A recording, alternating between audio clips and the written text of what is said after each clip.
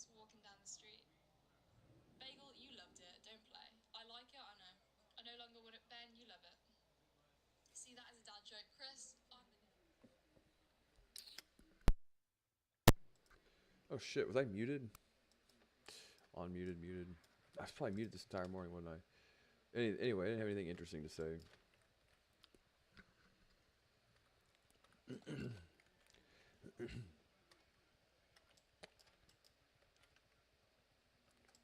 Was I not? Did I not hit the button, or did you not hear me?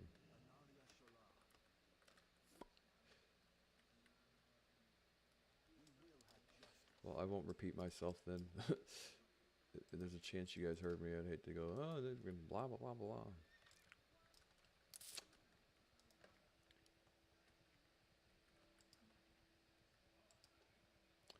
We have our Spellfire belt. There's no belt enchant.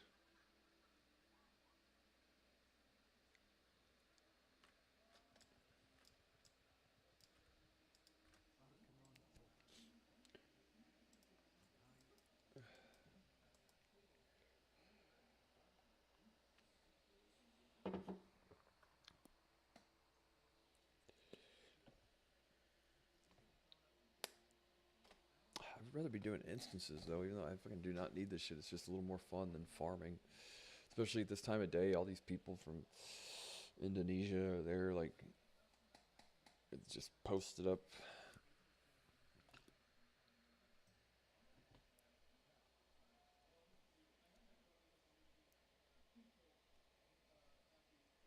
Oh.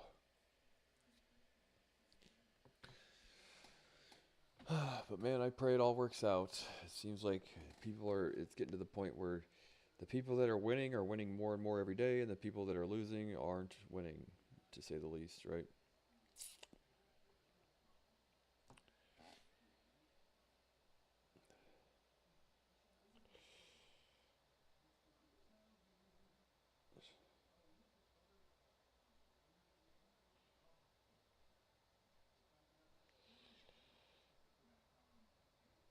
Gross.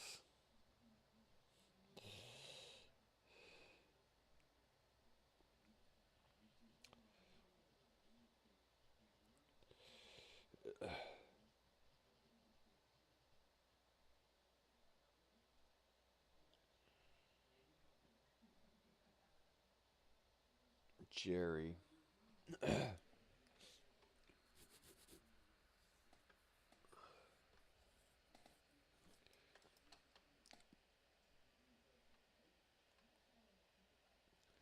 So both markets are competitive for different reasons. Like one's out of necessity, the other's out of design, right? Which for all the people that want to make the argument about electricity at some point in time, you would love to ever see like in a perfect world, right? Well, all the big mining facilities will turn off their fucking mining rigs at some point in time. This isn't going to happen more than likely, but you would like to see it. And they've made their money, whatever, and then everybody just buys a bit axe and keeps it plugged in. You know what I mean? And then once all the Bitcoin's mined, and then all the Bitcoin is the further mined by the transaction fees and all that stuff. You would like to see a situation in which, well, everybody just puts one of these things in their home, and then they fucking the passive income, right? And I mean, something like that, a scheme similar to that is possible, right? In theory, it does work, right? But in reality, it might not. Which I have yet to actually see exactly what the full realization of. Because if you think about Bitcoin in a network sense, it's a distributed network in some way, shape, or form. But the Bitcoin is the incentive to decentralize the network in some way, shape, or form, and we have not mined all of the incentive yet. So the network is not fully decentralized yet. But at some point in time in the future, like I said, you would love to see where if people had already made their fortune, take a stance to say like, well, how much Bitcoin do you really need? It's like, okay, would be good if you just got to where the point where everybody had one of those fucking things, right? And that's how the network was supported. I mean, like in reality, I mean, in a perfect world, it would work. I can't say that the passive income from just that alone would be enough for every person to never have to work again, but it depends on how you value the currency. If you say that that's what everybody's entitled to and you make it work that way, and that's basically then how it would work. But um, it would set as far as like a universal kind of passive income or whatever. It just requires like $100 piece of hardware at some point in time or whatever. But I can't say I 100% agree with doing something like that, because what we've learned in the past is not all the time, and we've yet to see it can come to full realization just yet. But the idea that everybody getting paid regardless of their, say, not their productivity, because this is not a sweatshop, but what they're able to bring to the table. But I guess guaranteeing a universal income is different than everybody only gets paid this much kind of thing, right? Like if that were the thing that you just had running, you still worked your regular gig or whatever, and that was extra passive income. I mean, I would support that idea entirely, obviously. Whereas like the idea that that might be the only source of income, it's like kind of, kind of a glass ceiling at that point. To say that like, well, this is all you get, the transaction fees from supporting the Bitcoin network, right? Yeah, that probably wouldn't be enough, more than likely.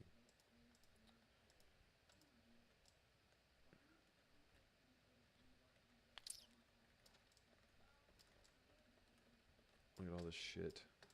All this shit, Jerry. This is gonna be, God, this is such a harsh green lighting, dude. I can barely see what's going on. He's got his pet on auto attack. Lame.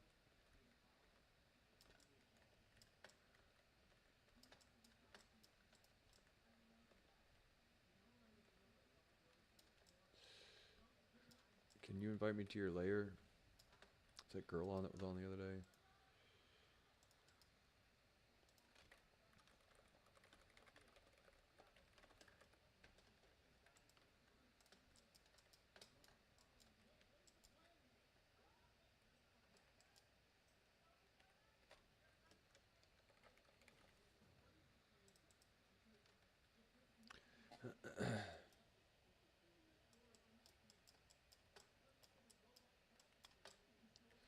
Seems like there's less people. Oh, there she is. Right in the same spot. How funny is that? That's fine. I just wanted away from those other people.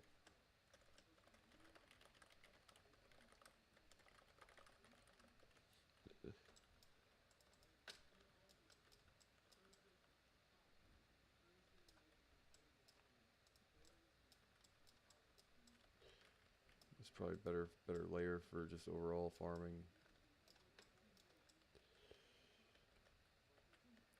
Take a number.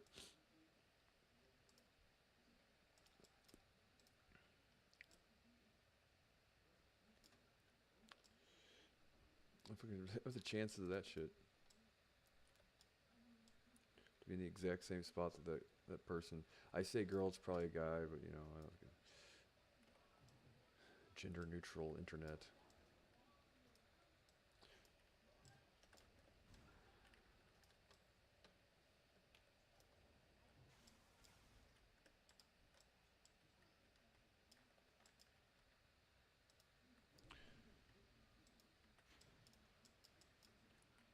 Is it on free for all? Pass loot. No. Oh, let me guess. You're gonna have a fucking problem with me.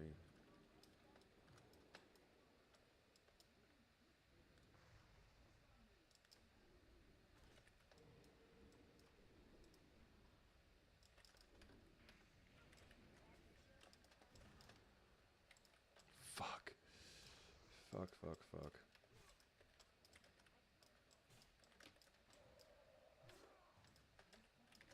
Well, then all I'm here to do then is kill this one fucking thing and try to invis and go somewhere else.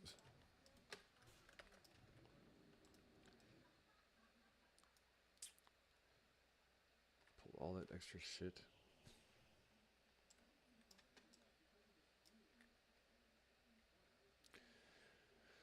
Oh, come on now, pet. Really?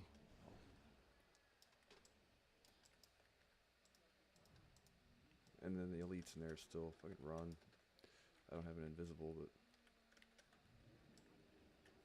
and this is a dead end, so it's likely that I'll die here.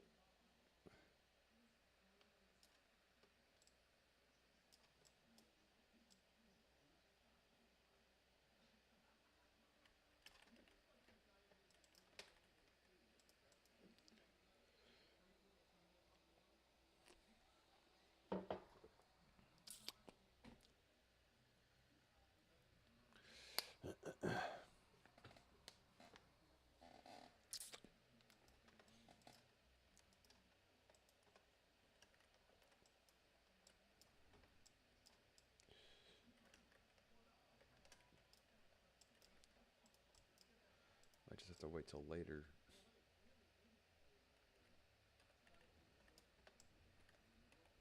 God damn it. Well, where's the one that I killed here? I should be able to loot one of these things, should I? There we are.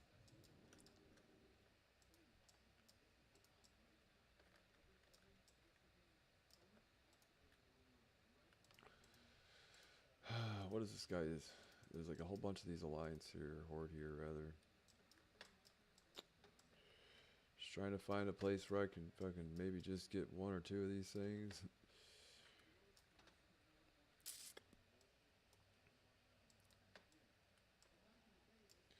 The best spot is there by the throne, though.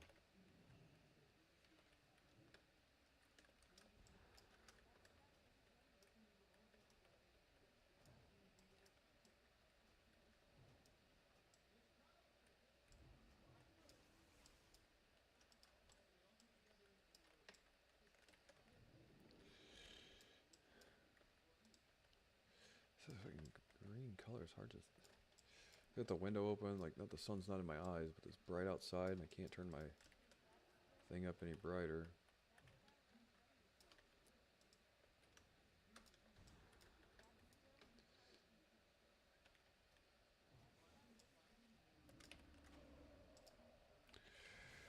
Oh.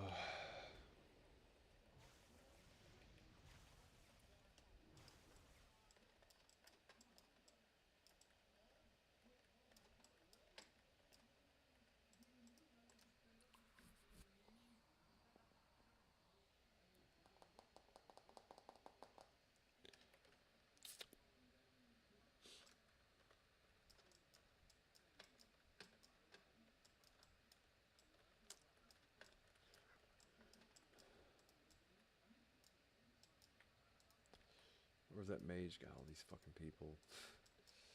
Wow. Seeing as how this isn't where that is, you would think, you might not think that belongs to you, but I guess that's not how that works. And that guy, well, this guy's up here, I understand that. I thought he was from team fucking shitheads over there. I really, what I should be doing, I should just do an instance for now and then fucking do this shit later when no one's here.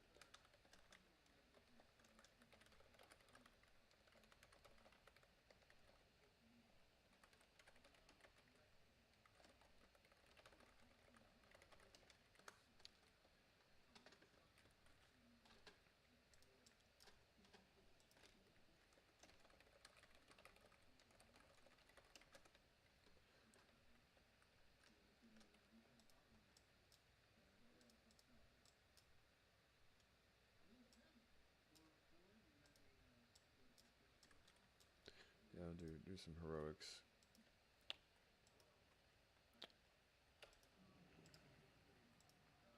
Super nice person, man. I hope it's a girl, right? She's from Indonesia. She's super nice. It's probably got a penis.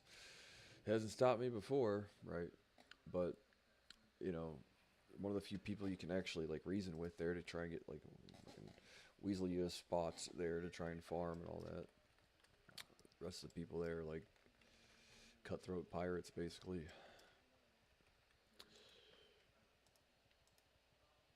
Help me get off that regular layer or whatever the fucking overran layer. I think it's just this hour though. Like If I do it later tonight, if I just get like 10 of them a day, is like if I get like 15, if I just farm for 42 hours a day, I should be able to supplement my income with my Claude bot.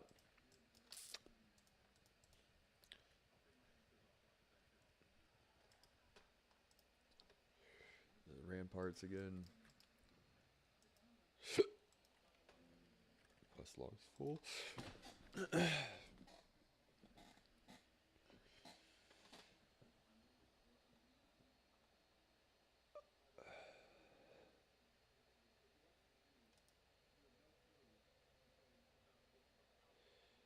don't know what this is. Anyway, figure it out when I get there. I do want to try out my new gear and spec though. Been having fun playing something different. We get rid of Durnhold.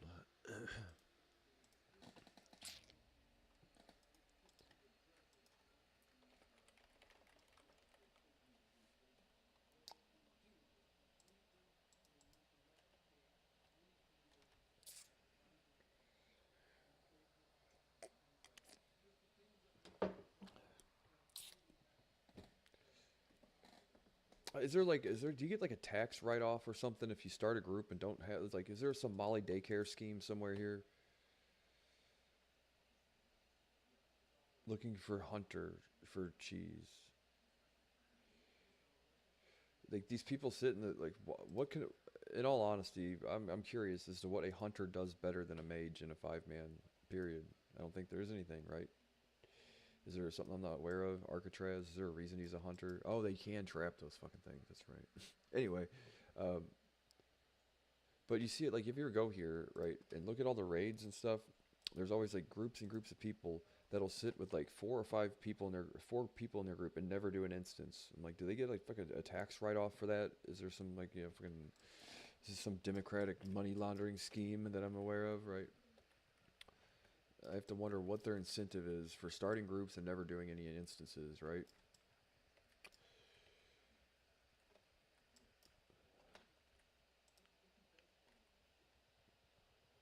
Where are we headed?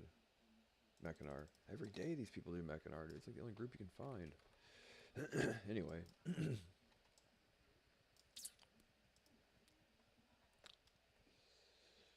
13% hit.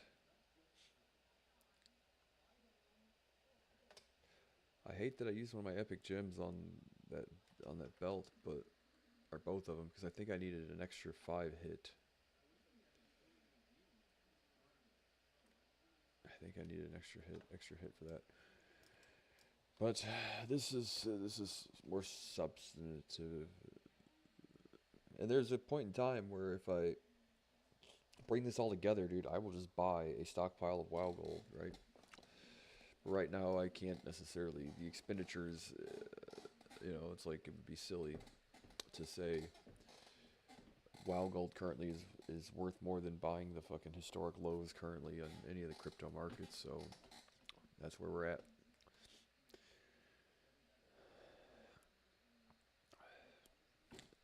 But we'll see eventually. Hopefully, it all pans out, and I can just stockpile fucking buy all the fucking WoW gold, buy all of it. I want all of the WoW gold.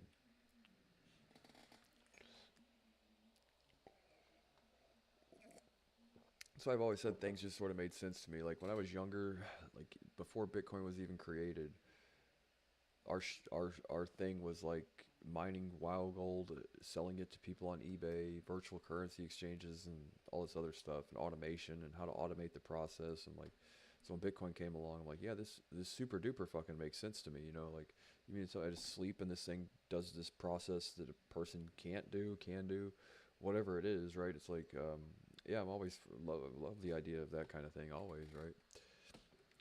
Even if it's just like, there's always like those, not those micro payment systems or whatever they're called, but like, oh, you fill out a survey and they give you like a nickel.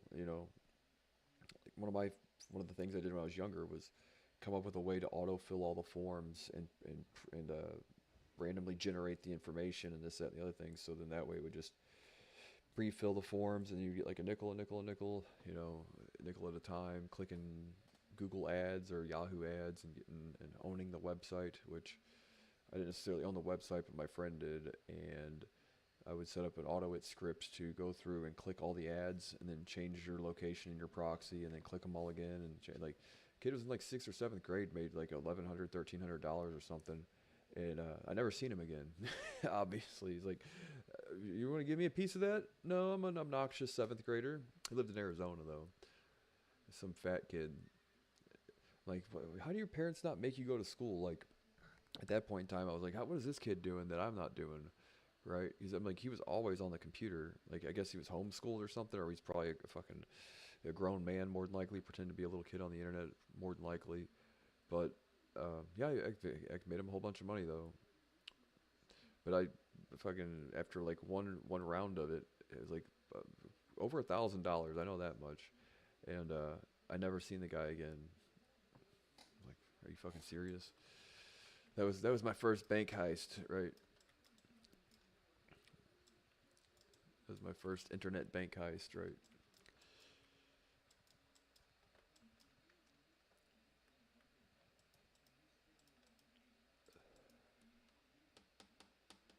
When I was like pretty funny though. I guess I could say the story. It's probably I don't know the person's name, but I had like a mentor online, right? I don't know if I'll give his online persona or not, but anyway, uh, he was a computer hacker, like a prolific one, right? And he would just, we would farm Diablo items and stuff, and he knew how to do the item duplications where you were able to dupe the items and sell them to the vendor and get these things to spawn. That, like each time you did it, gave you $10. You know what I mean? And I remember one time one of these people at D2 Items, the website, screwed him over on like a whole stockpile of gear and gold and stuff that he was selling to their website, so then they could resell it at a mark it up a little bit. And he DDoSed their website, dude. He took them offline for like a month. Like they couldn't do business or do nothing, dude. It's pretty funny. Yeah, I can't necessarily give his name out, but the type of people that I was plugged in with as a kid were they were fascinated with me, and I was looking at it was a good old fashioned, just happy to was it Morty, just happy. I can't do his voice, Rick and Morty. Oh, I'm just happy to be there, Rick. You know, I was just like so glad to just be like, you know what I mean, part of the crew, right? Even though I'm basically the bat boy, you know, still cool to hang out with them kind of guys. Oh, just happy to be there, Rick. Oh, right.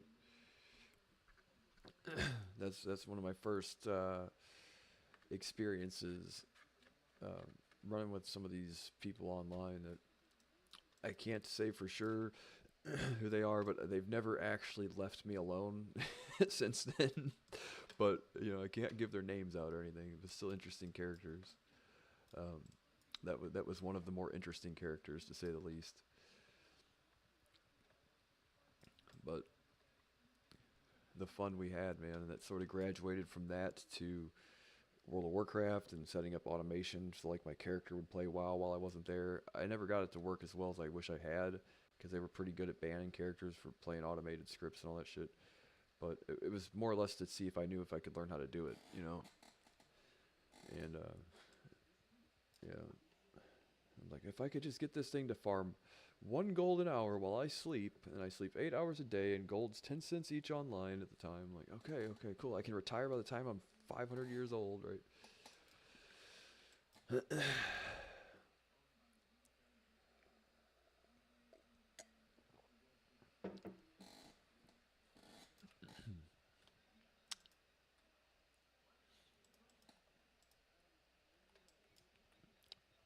if I'd stuck with it, what I would have been able to have learned, but I'm kind of glad that I didn't.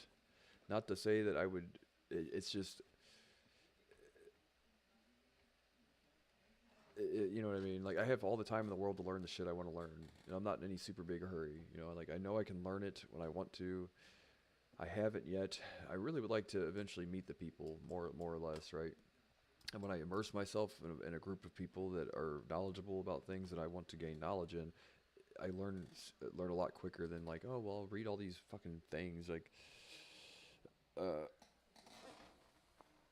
whatever, you know. With the way AI is getting and penetration testing and everything else, with like whatever, you know, vibe hacking, right? I never thought that'd be a term. Yeah, he's just vibe hacking the NSA, right? Come on now, shit's bound to happen eventually. But like I've said before, my mentor, my actual mentor, in real life, the way he explained it to me was like during the shadow brokers era of things, and like the idea that that being more of like how they control how hacking and penetration software is disseminated, and that was like I guess an instance. He didn't give me a definitive, but the conclusion that I could derive from what he told me was like that was an instance of where there was a lapse in some sort of like how it's distributed kind of thing, or like somebody got pissed at somebody else and said, "Well, fuck you, then I'm gonna post it on the goddamn internet, then." Right, right. It's usually what it looks like and what it sounds like, more than likely. Oh, fuck you, then. I'll post it on Napster, right? Like all these NSA hacking tools end up on the internet. Like, god damn it, talk about a sticky situation. But he was hip to the political side, and he was explaining to me that it was that kind of thing was with the North Koreans. All this ever it's always political. It's never technological for the most part. Like they are prolific hackers, but at the end of the day, it's like they don't do shit that's not sanctioned. You know what I mean? Like they have to get the approval. So all the hacking tools in the world and no permission, you can't do shit with it, right? You cannot ruffle the feathers or compromise your mission and this, that, and the other thing. That's not just the North Koreans. So. Um, and I don't know from firsthand knowledge or anything, but like when I saw that Bybit hack, I was like, "There's something political going on here." You know what I mean? And I don't know for sure, right? And I'm not making an accusation or calling anybody's shit into question, but more than likely it was a very political situation. Well, why? It's like you had all Chinese actors, right? A North Korean hacker group um, in a place that is entirely ran by the state. North Korea, an ally of China, hacking a Chinese exchange, and then a Chinese national stepping in to provide emergency liquidity to facilitate trades in the meantime. We're like, so the Chinese hacked the Chinese, and the Chinese had to step in to make sure the Chinese got paid. I'm like, yeah, that's political then. It had nothing to do with probably anything else. It's entirely a political hack, more than likely. Is it like the North Koreans would not, more than likely, would not sanction a whether or not I'm fairly sure the group is tied in to the North Korean state because they're North Korean or whatever. So they say, if that is indeed what happened, you know, I believe that would be more political than anything. If those are the facts, now if those aren't the facts, then I'm entirely wrong. You know, whatever. But the likelihood that the North Koreans sanctioned a North Korean hacker group to hack into a Chinese exchange and steal $2 billion worth of Ethereum, and then a Chinese national, right, or correct, someone else Chinese had to step in and facilitate a loan to facilitate trades, offer liquidity in an emergency circumstance to keep it all up and running. Yeah, I don't know, man. Seems political to me.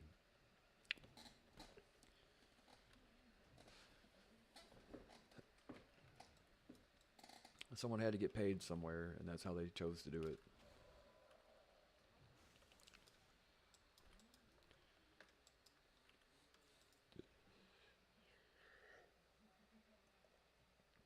But then again, the facts that were presented by somebody that is apparently really good at coming up with the how these things happen stated they were North Korean wallets. So I can't argue with that part, probably more than likely. But if that is the case, then it does seem very weird that a bunch of North Koreans and Chinese all got hacked, all got paid, and the Chinese swooped in to fix it all, right?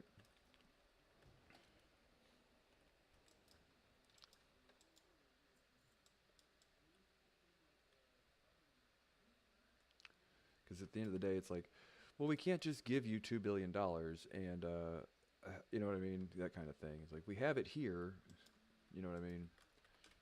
And we can't just send it to you, right? If I had to guess.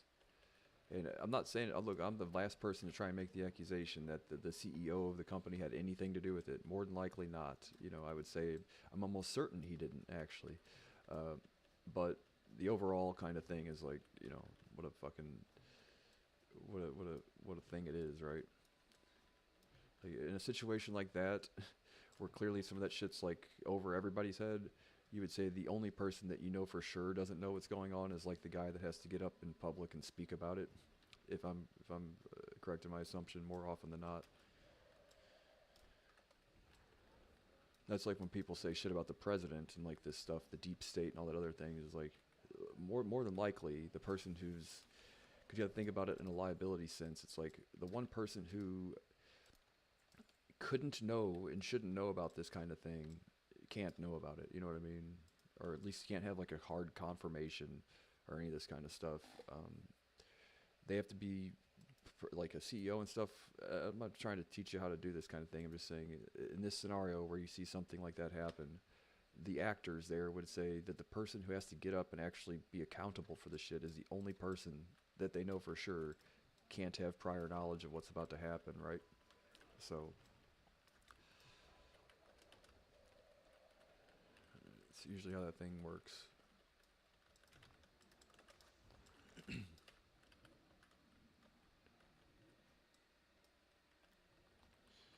I've got a whole fucking gonna open up a pawn shop and sell this guy's calculators.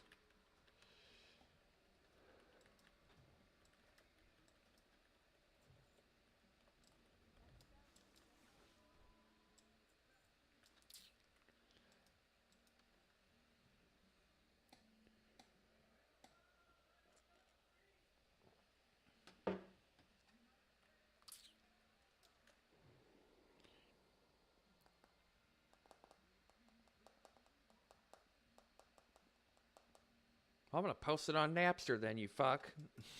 The shadow brokers. Fucking people.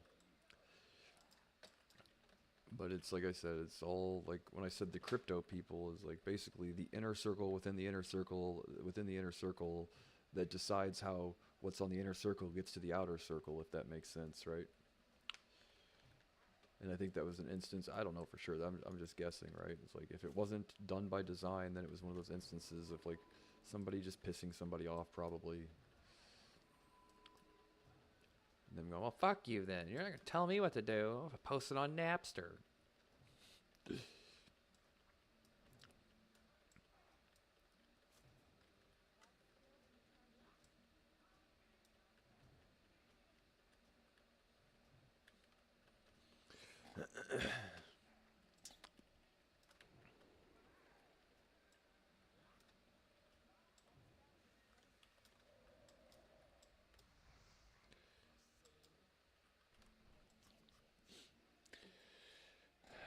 yeah.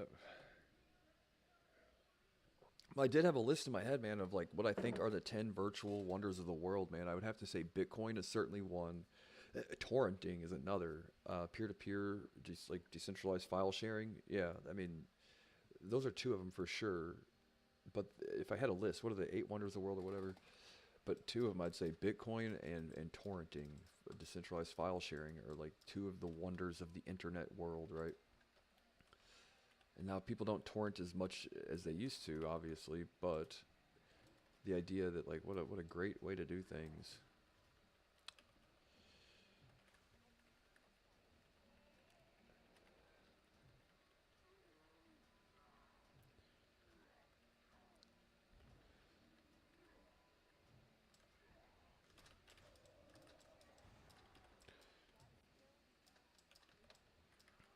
But if you think about Bitcoin in a sense that it's like the torrent equivalent of commerce and finance, it's like how do you not like Bitcoin then, right? It's like same a lot of the same principles really.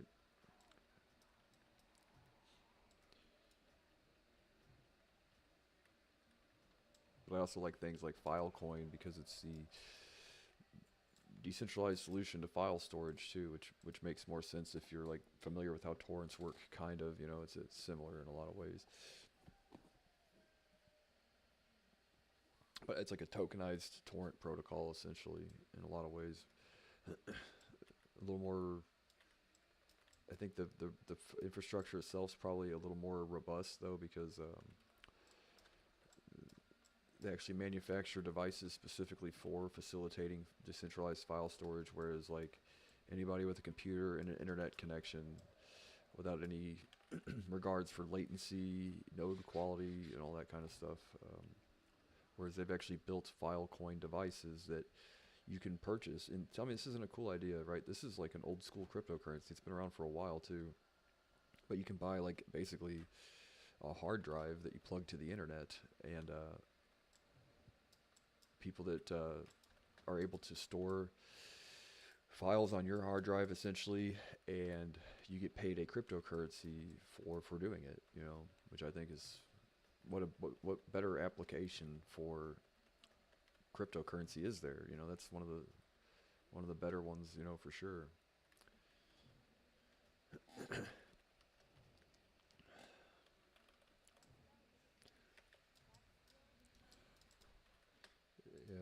Yep. It raised a shit ton of money when they did it too, though, man. Like, it's one of those things where, like, I don't know if it should have raised that much. They probably should have put a cap on what they were trying to raise, but they raised a shitload for Filecoin. I just hope that you get to see the Filecoin network fully realized a little bit more and used more than not, right? But the goal, like, I don't say the holy grail, but like one of the things that make that sort of solution viable is whenever the end user has no idea that they're using anything other than what they consider to be like the typical infrastructure or the typical hardware. You know, like if you can remove the crypto bro vibe about it, then make it just a regular, like, under the hood kind of decentralized file storage solution that your end user can't determine if it's cannot discern whether or not it's regular cloud infrastructure from Apple or Amazon Web Services or Filecoin. It would be the point. It's whenever it gets to like, well, you need to generate your mnemonic to store your fucking files and shit. People are like, well, I'm really just here to store my files, you know. So developers on Filecoin, man, if they do it correctly, it's, I think, one of the very few instances when tokenizing a project is 100% justified and 100% utilitarian and absolutely necessary. That's why I like depend projects so much, is like you cannot necessarily argue that those aren't utilities. You know what I mean? That those aren't utilities and those aren't utility tokens, and you don't use the tokens in a utilitarian manner. You know, like you cannot argue this shit. It's like they generate the token's used to facilitate the network and to basically occupy a portion of it, you know, reserve a spot there, you know, for your files and all that. Although they still try to, you know, and I'm no expert on it, but, you know, I've dealt with the people in the past a little bit, and more often than not, they're more overzealous than they are, like, actual about what they say or do. So, but I would say Filecoin is one of the few circumstances where you cannot argue with me that it's not a utility token, period. Same with, I think helium is another example. Because you say, like, if you take this token away, the network doesn't exist, right? This distributed network of physical infrastructure would not have been possible if it weren't for a token, period, right? So this isn't like, oh, we just pay you this thing and you build the thing for us. It's like, no, there's like a math problem here.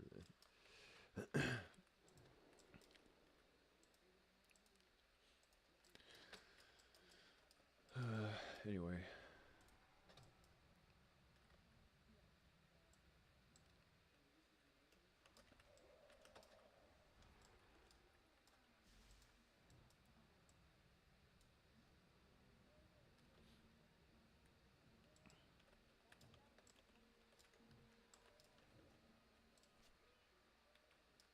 But that's the thing is,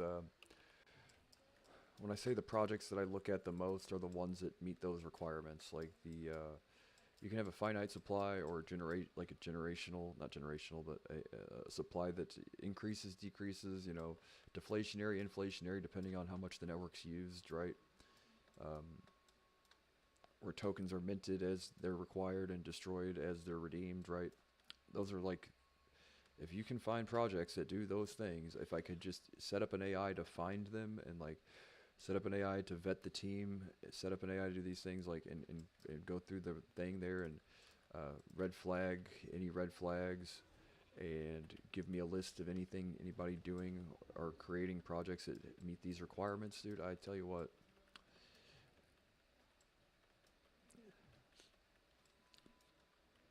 As far as like an AI based crypto vetting tool, would be cool to have eventually. Anything's possible, right? But then again, you have a lot of people saying that they can do those things but don't actually do them and don't intend on doing them, right?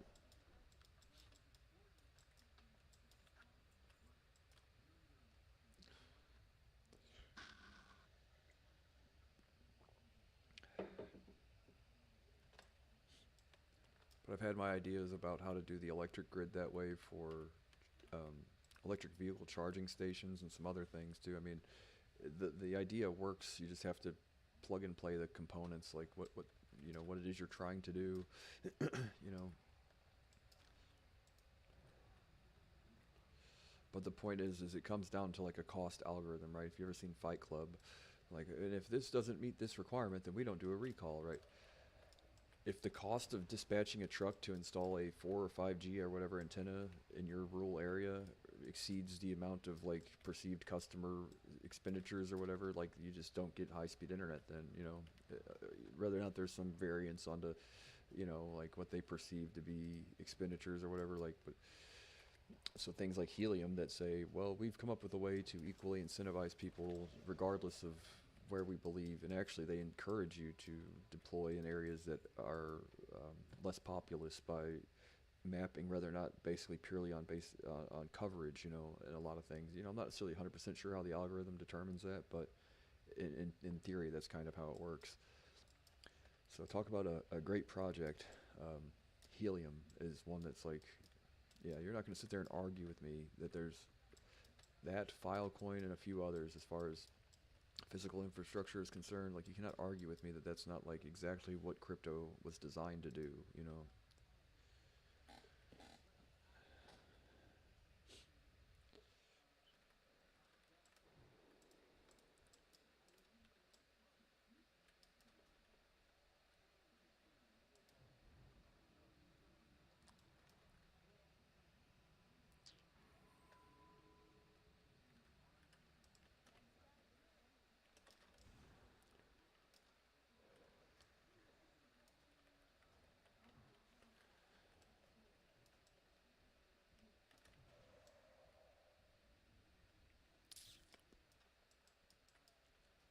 So I'm glad we cleared all this stuff, because like,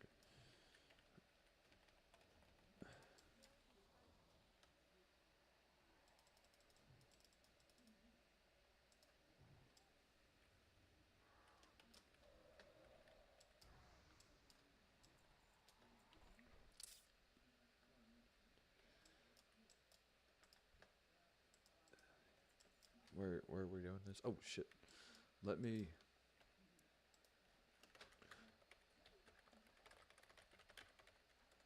It takes 2 seconds for me to respec. I like using my fire spec. I'll probably respec fire for the rest of this just because.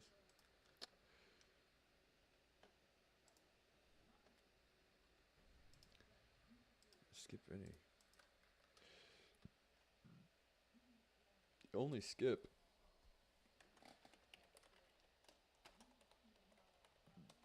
My dog Skip. We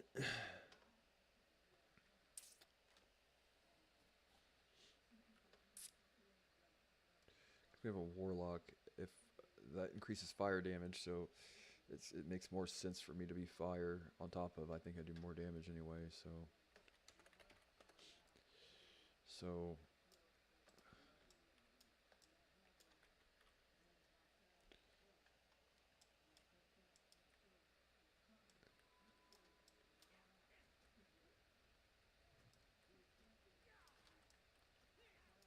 see, that's fire damage by. If he's got an MLH or anything, it's more damage for him.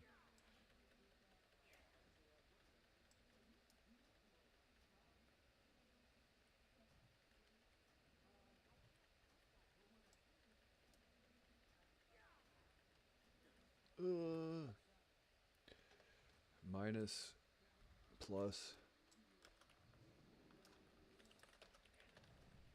Fuck. Minus. We need one more minus guy. There we go. 8,000. There we go. 8,000.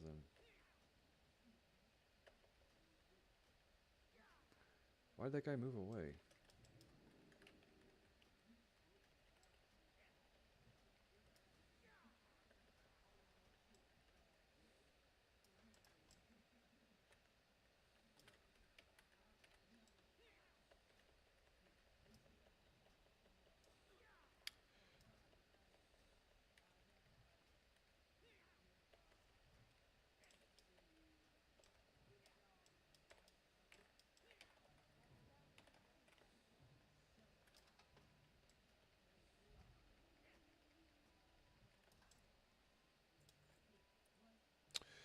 Okay, now quit fucking.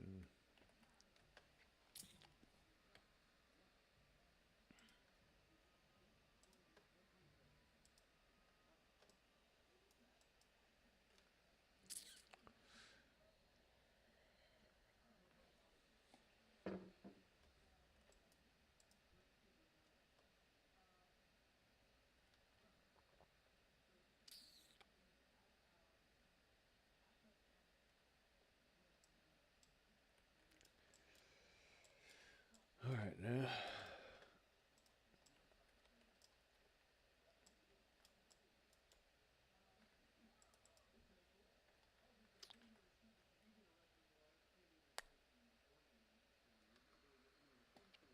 Well, I guess I'm gonna stay fire for the rest of this because we don't really blizzard or anything.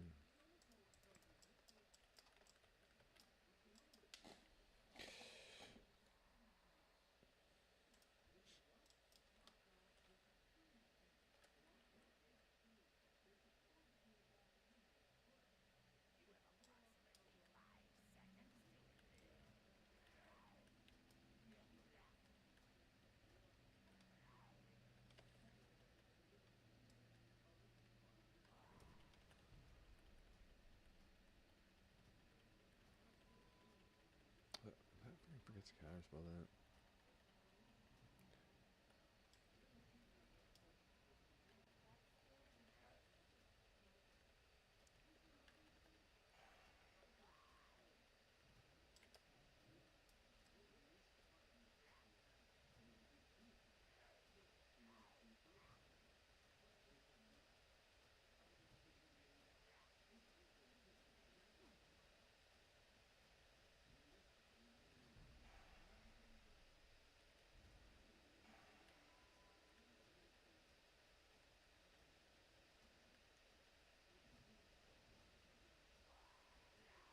I did as much DPS there as I did on the other fight. 1,000 DPS is good though.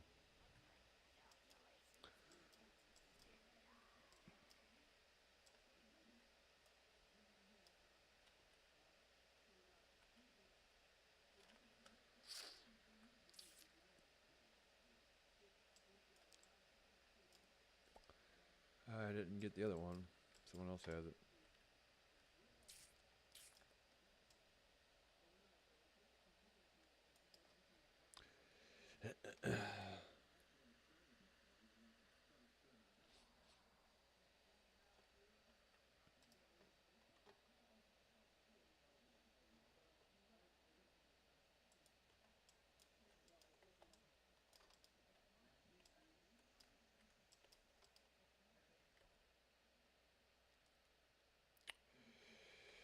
Oh.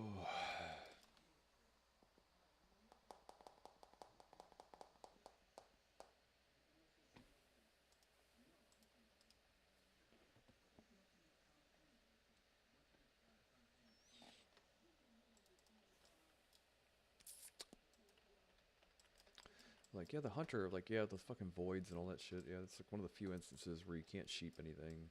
Or you can, but like the fucking hard hitting shit, you can't Arcatraz or whatever.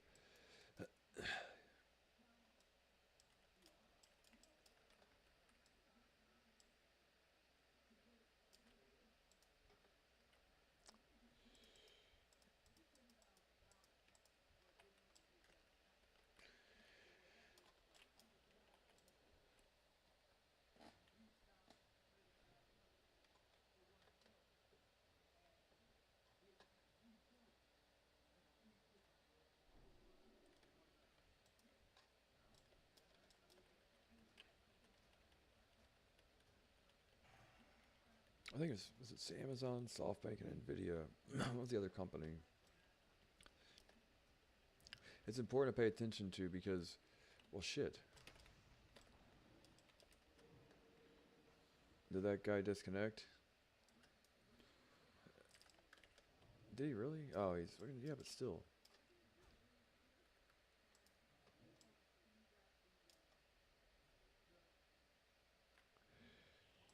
Psych. He's a full good of dude. The thing is it's good to pay attention to because to try and have in mind what a timeline looks like for these announcements and stuff, right? So it was not even like 10, 12 days ago that they first said that Amazon would be investing in entertaining investing in OpenAI. I don't know the exact days, but you know it went pretty quick, right? So it's just to try and pay attention to the news cycle, I guess, is like how fast from when they say they're going to do something to when they do it, and then you can kind of play the curve if you want to, or whatever you want to call it.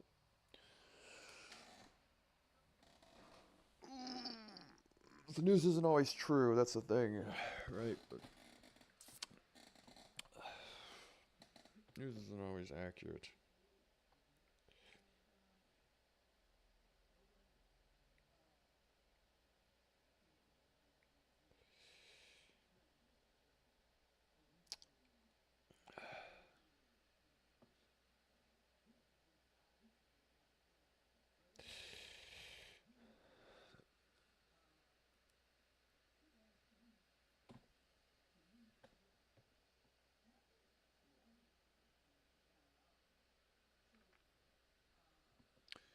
Don't know again.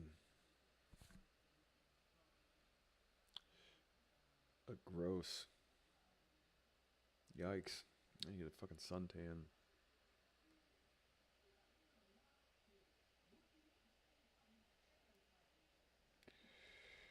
Oh.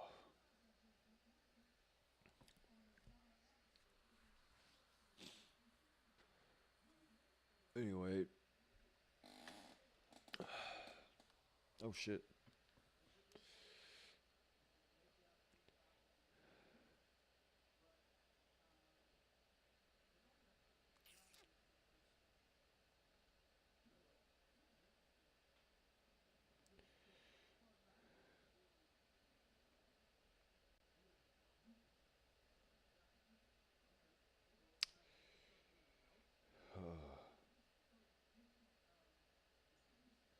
Pretty.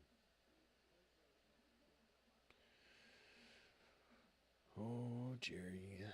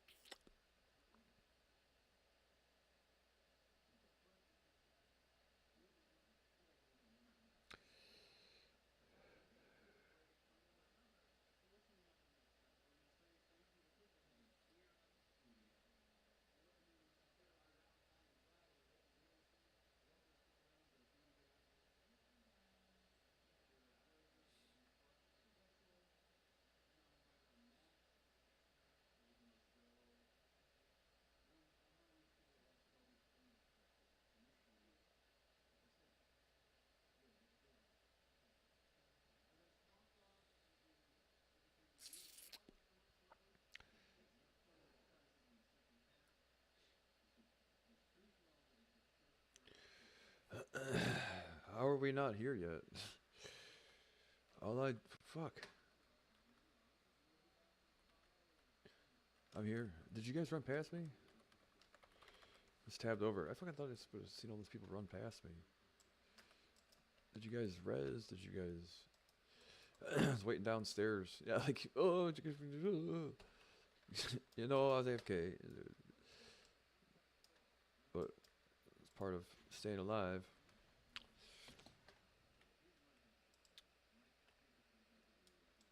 I didn't know that they were gonna do all that.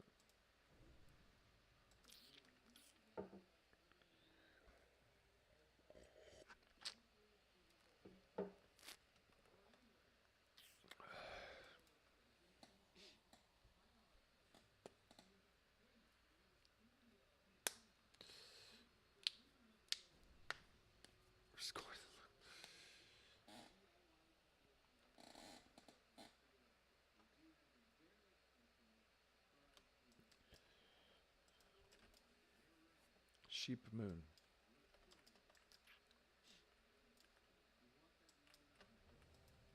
That guy's got the helmet already. What is it? Where does the helmet drop? That's good. I hope we can get, well, Sunday. I just hope that I can. We raided last week with these guys. I want to be able to raid Gruul's Lair and all that stuff, though.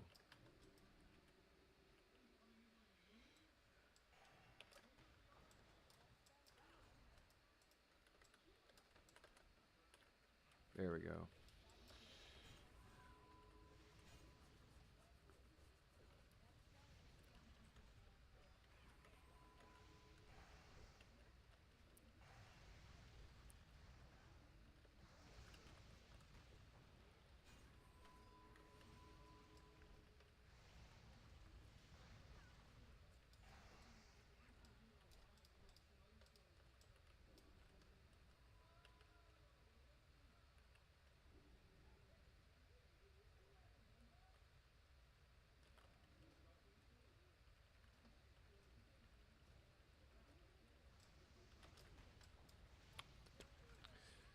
Cheese ball, Dragon's Breath.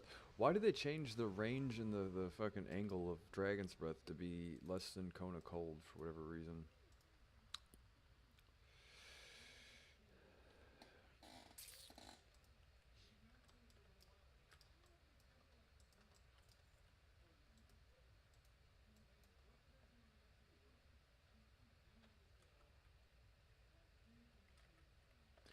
Me too.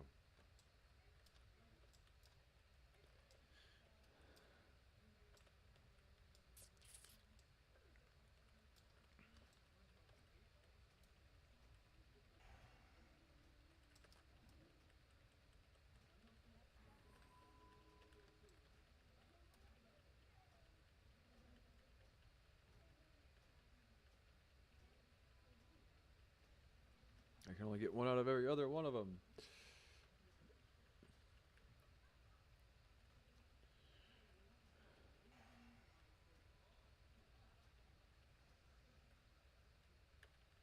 I could have got that one, but I'm like really focused on doing damage right now. Got that one though.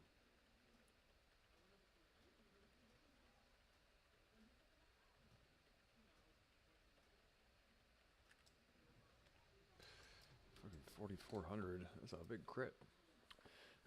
Curse of Elements. Do I have that thing where if they're less than 15% health, that we do more damage? Do we? Your fireball gains additional. See, I couldn't part with any of the shit in the fire tree to get icy veins. It just didn't make sense to me.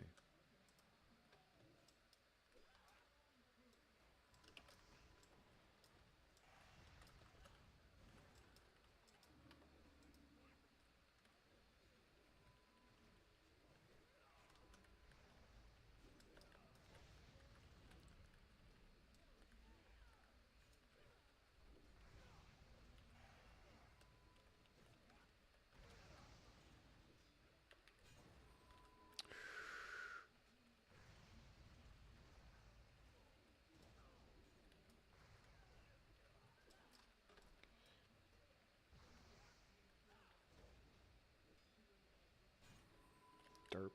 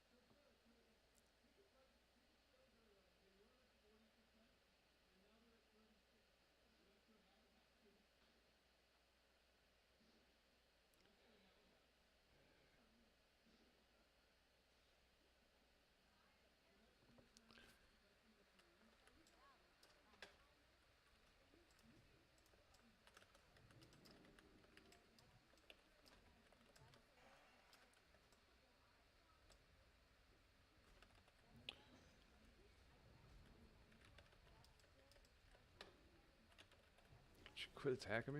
God damn it.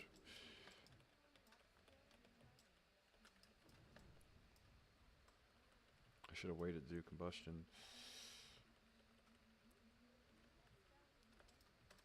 Attacking me again. God damn it. Leave me the fuck alone.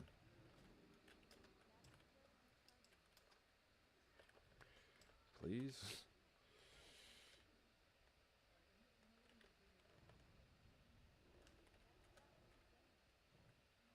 Can you heal the tank also, maybe?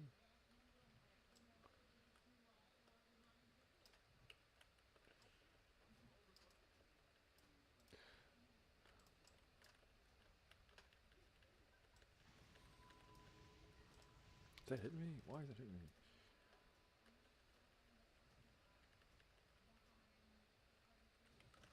I think that too.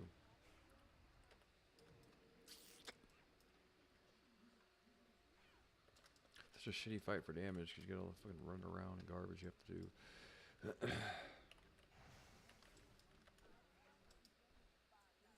Crit. Have that already.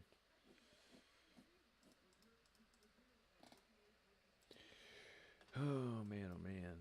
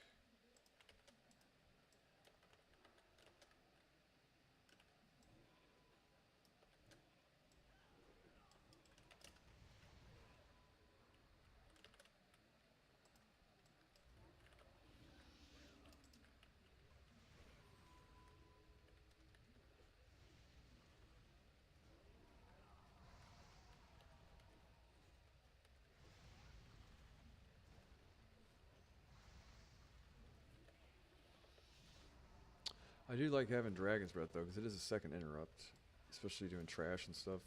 Well, they don't pull aggro.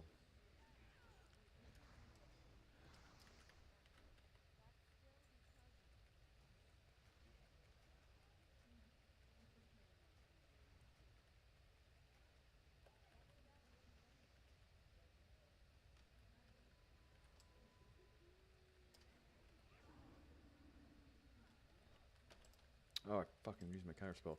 Oh, can I get the charged fist here, or is it only interruptible through counter spell? Let's see. If I can Dragon's Breath it.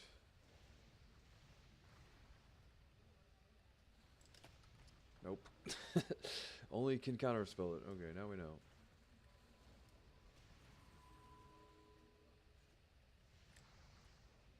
There's no reason for me to be in melee range then.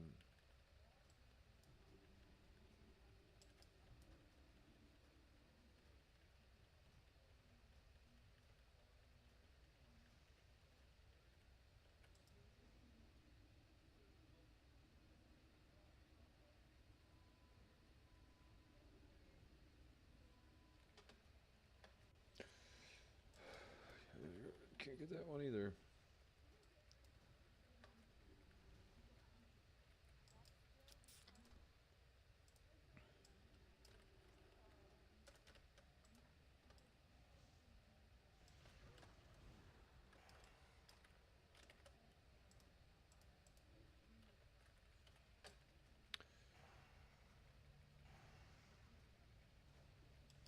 Can't counterspell Death Ray.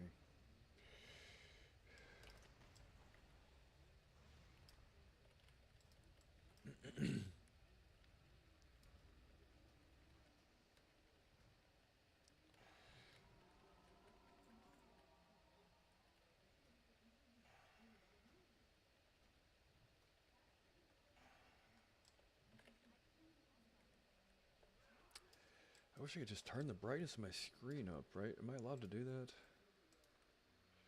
Bright? Graphics, brightness. Yes. Oh, much better. Fuck. Awesome.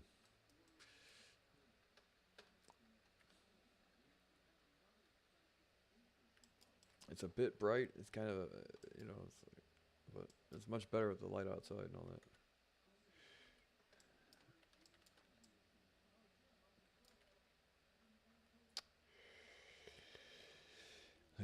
Like a caveman. Oh, oh, right.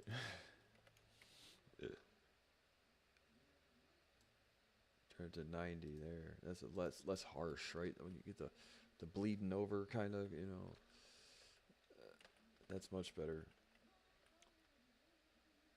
I have a solar retinopathy, which is an actual burn on my retinas that makes seeing things in the dark. Well, it makes seeing things in the light much difficult because my eyes dilate. Despite that they don't dilate like where you can see them dilated, but the perception of it is that it's the same regardless. So sometimes, like with the backlight, the light causes my eyes to. What's the fucking thing here? Are we backwards here? Either way, it makes it hard to see, right? That helps, basically. Basically. That's how it's pronounced. I can't remember exactly how it is.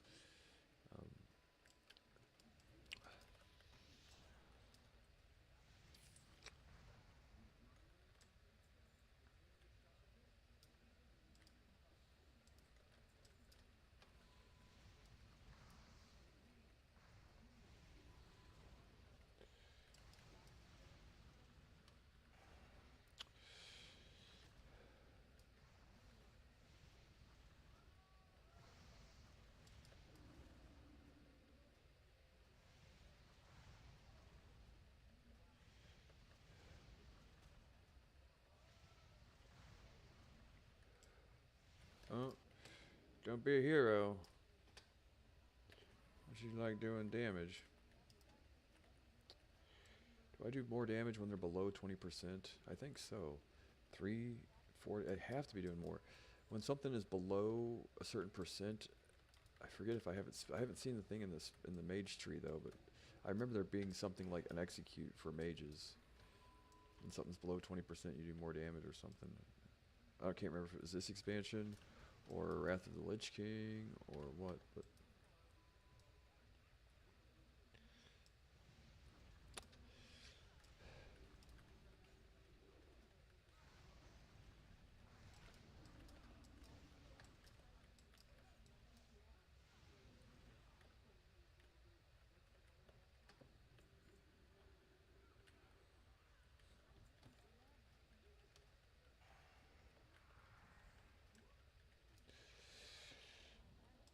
Go-kart Mozart was tearing up the weather chart, seeing if it was safe outside. is it safe? Is it safe? Right. Whole fucking go-kart Mozart.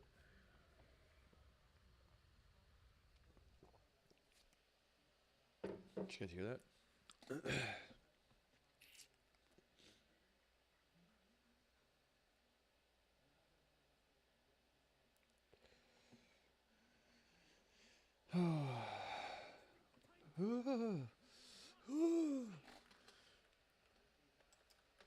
Abacus, yeah.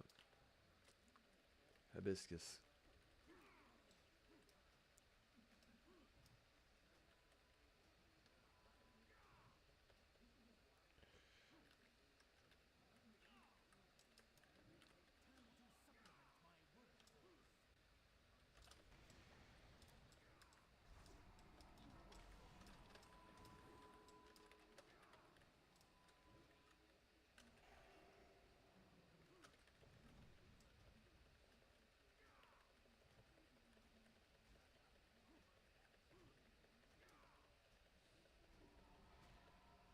How's it only hit for 2,000?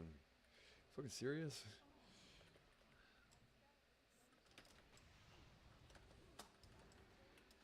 Shit.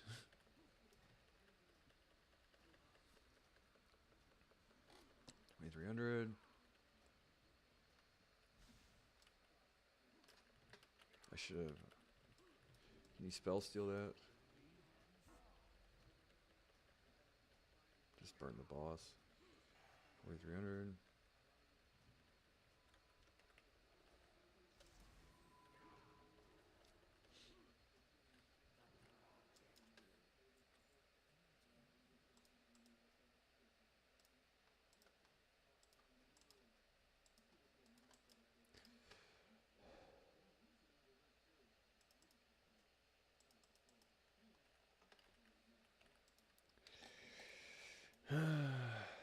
Never my boots. Guy wants his boots.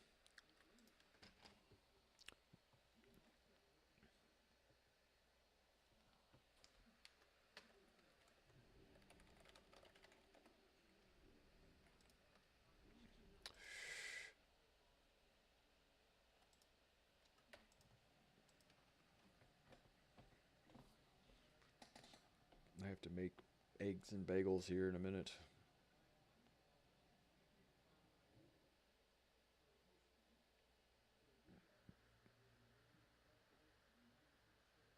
But you don't care how much you beat your wife, Bill Clinton. Nobody gives a shit. She probably deserves it, fucking Hillary Clinton. Now, he made a post saying, someone who grew up in a house of domestic abuse, it's like, we don't care if you beat Hillary Clinton or not, dude. Whatever.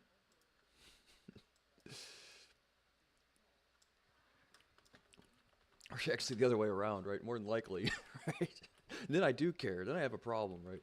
It's the other way around, dude. That woman probably beats the shit out of Bill Clinton. Anyway.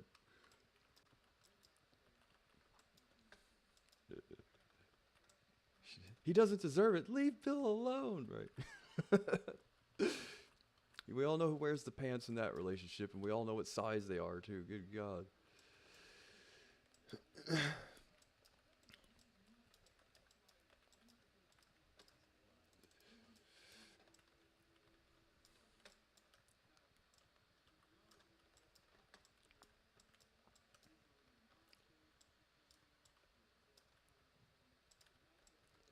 Anyway, I'm going to leave the stream going, and I'm going to make my breakfast, and I'll be right back. Anyway, in a few moments.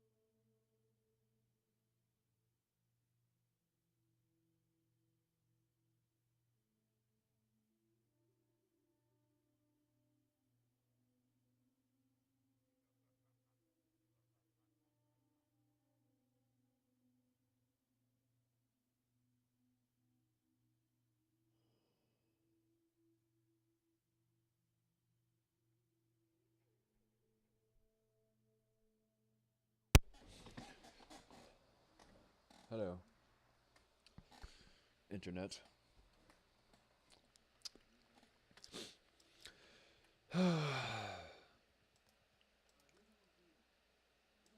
What did we just do there?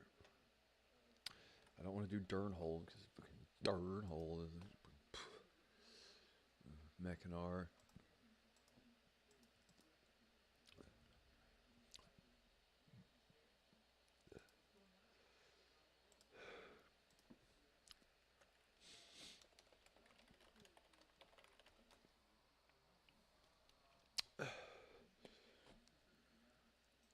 What do you want from me? Invite.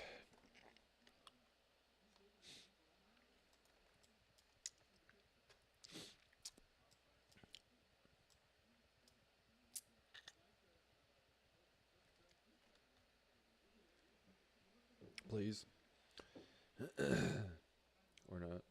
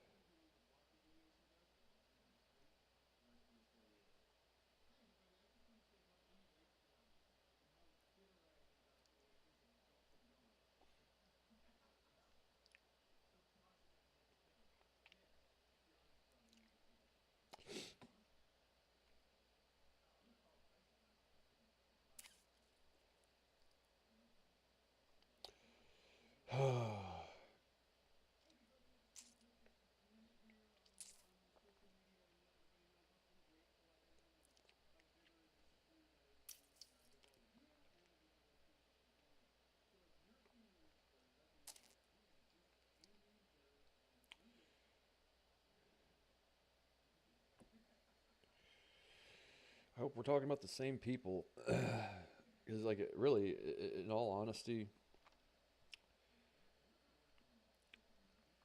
I'm like, I don't pretend to be a developer or coder or know what most of this shit means, but when you see a project and they explain everything in a way that you can't make heads or tails of any of what they're saying, and there's like pages and pages of this shit that's like, and you're with no visibly working kind of like, where do I, you know what I mean?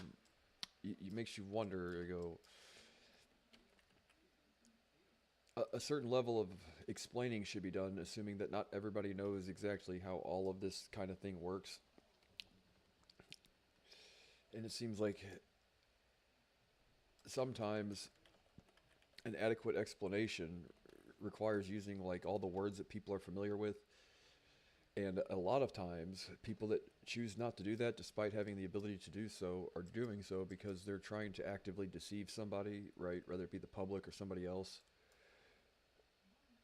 But what I think is this project here that I've seen for the last couple of days, been talking about without naming names or anything.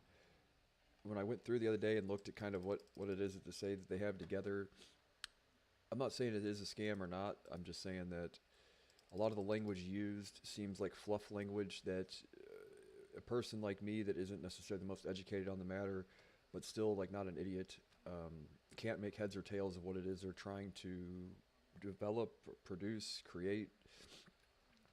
You know, it's not necessarily explained in a straightforward way. You know, it's just a lot of fluff language and stuff. You know, and from what I've seen is that a lot of people haven't taken the bait, which is really good. I think it's a good thing.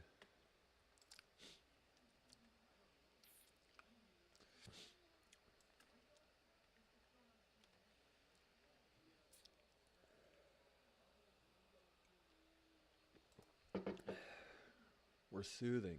What are we soothing here?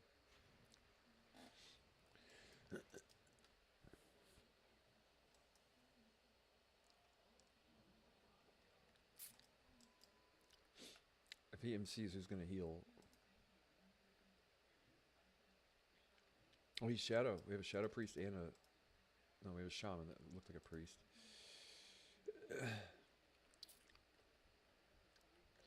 That's neat. Look at that neat trick there. Look at that. He's fucking mind controlled the thing to killing it. Cool. Kill guy. 2200 DPS.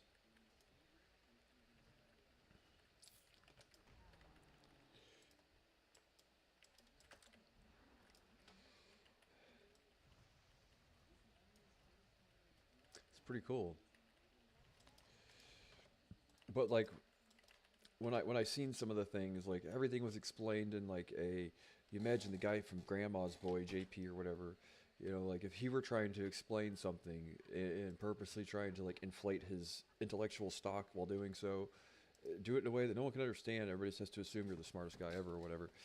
And that's kind of the impression that I got seeing, like when I looked up a lot of the words, I'm like, I've never heard of any of this shit before, and I don't pretend why I should have known any of these words to begin with. But when I looked up what they were, I'm like, well, just like a more kind of plain spoken English explanation would have been a better way of doing it versus like all this tech fluff and gibberish that no one understands, right?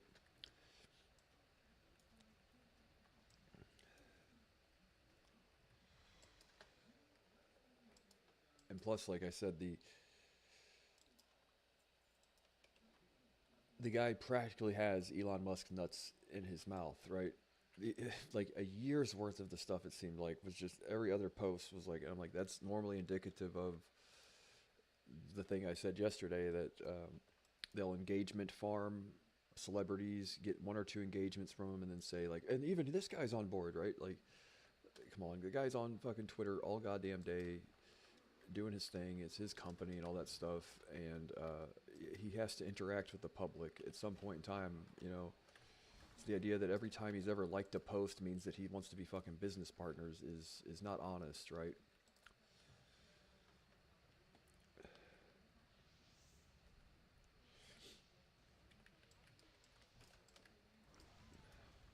So I can let me shoot one.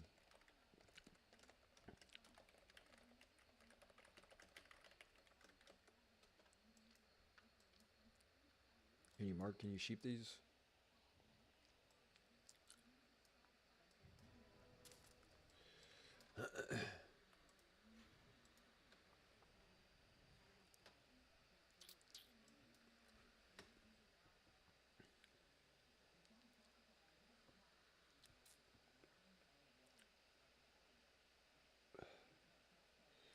So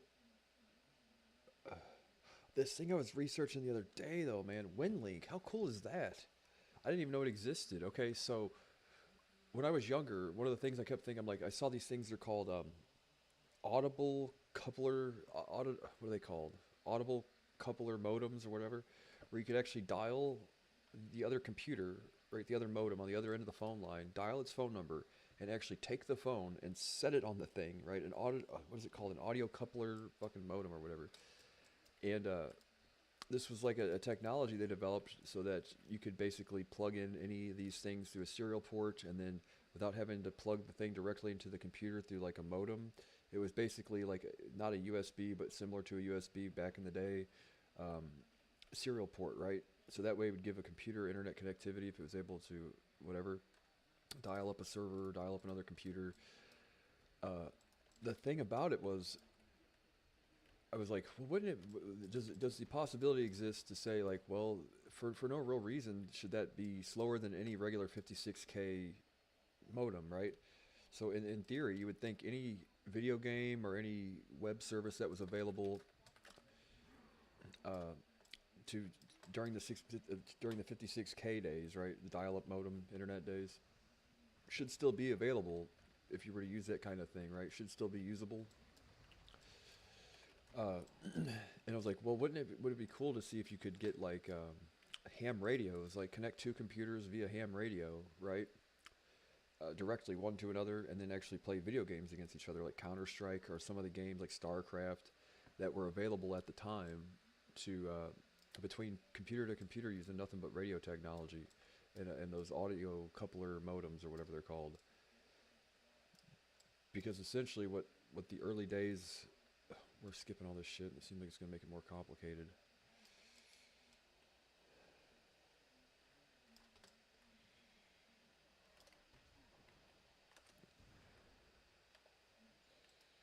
Those are dogs. Right, but then when I looked it up online, there's actually a government project supported by the government, but not like a specifically government project called WinLink, which is a actual hardware setup you can get and get certification in to, and it's a redundant, high fidelity, low data transmission computer network that allows you to send emails with attachments without any fucking internet connection. How cool is that? From coast to coast through ham radios. The entire planet is covered by this network called WinLink, and no one knows about it. And this is from like 2006 is when they started it. It's a non-profit and all this stuff.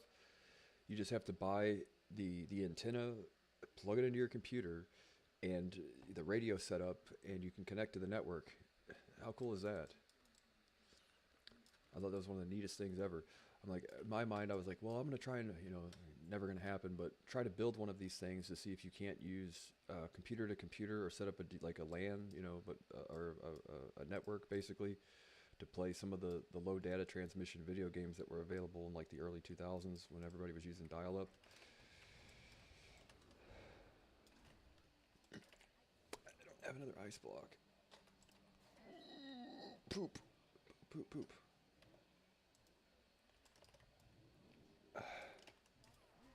Man, this is an example of trying to skip everything makes it more complicated.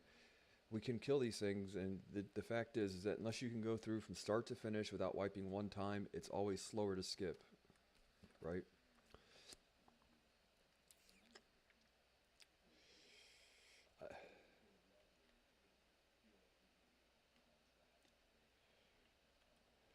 Yeah, let's just kill instead of trying to skip that stuff.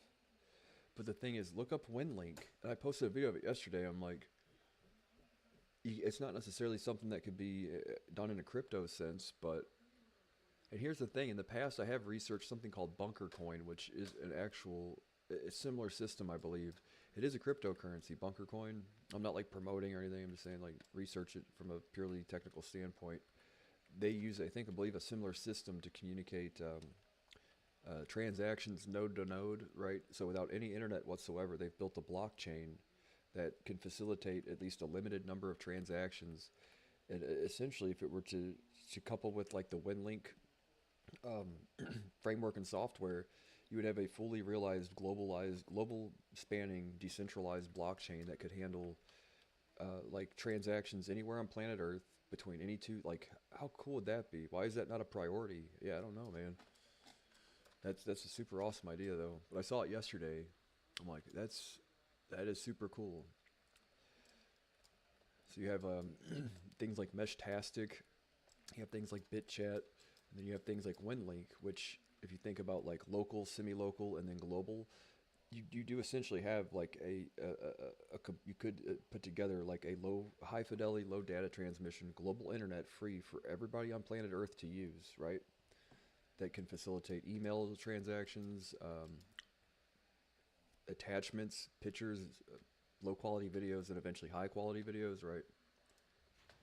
Like with those three things, you could really like put together that fucking global, free to use, anybody can have it, don't have to pay for it every month internet that is going to be at least on par with 56K, which isn't the best, but if you design a low data transmission based internet that is like, well, we stick to HTML, we stick to like fill form data information, things on pages that don't require a lot of the quality, image quality and stuff. It's like, well, the internet was like that, and the internet turned out to still be super successful regardless, right?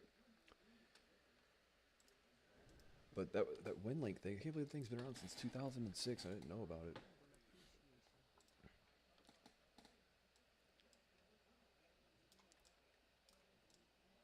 We're doing this shit again?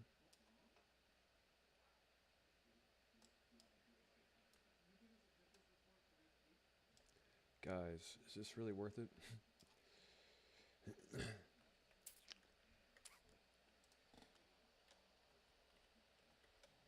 Let me know. Shoot now.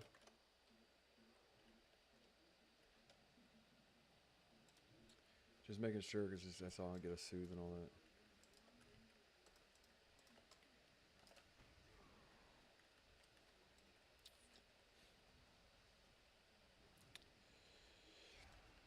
But you think at some point in time, if you were to design an internet protocol based, not an internet, but a website or web development protocol that is designed around being limited, like in size, so the bandwidth restriction initially wouldn't necessarily make it impossible to browse the internet,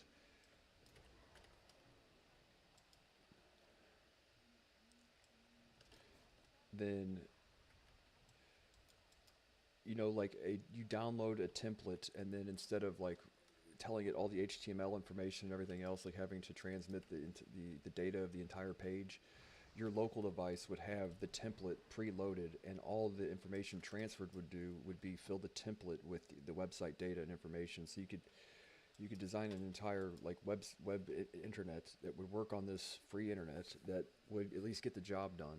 It wouldn't be high quality, but that way you're kind of what is the thing here? Bootstrapping or circumventing the data transmission portion to pre-downloading the templates on some basic OS that would run on these devices that, God damn it, dude.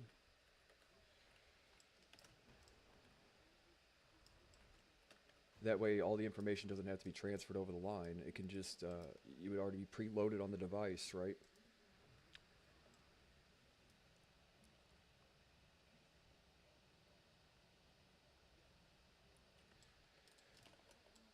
Fucking people make me nervous doing this shit. But that would be something that could then like you get what I'm saying?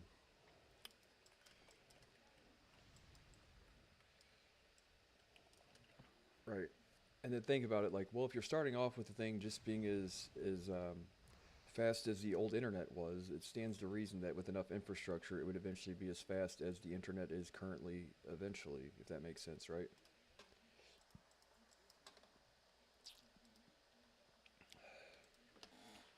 And even from just an experimental standpoint, I would love to see the handshake, and then the baton pass from like local network to semi-local and global networks. So then that way you could kind of see how the information is transferred from local to semi-local, and whatever the topographic sort of infrastructure looks like or whatever.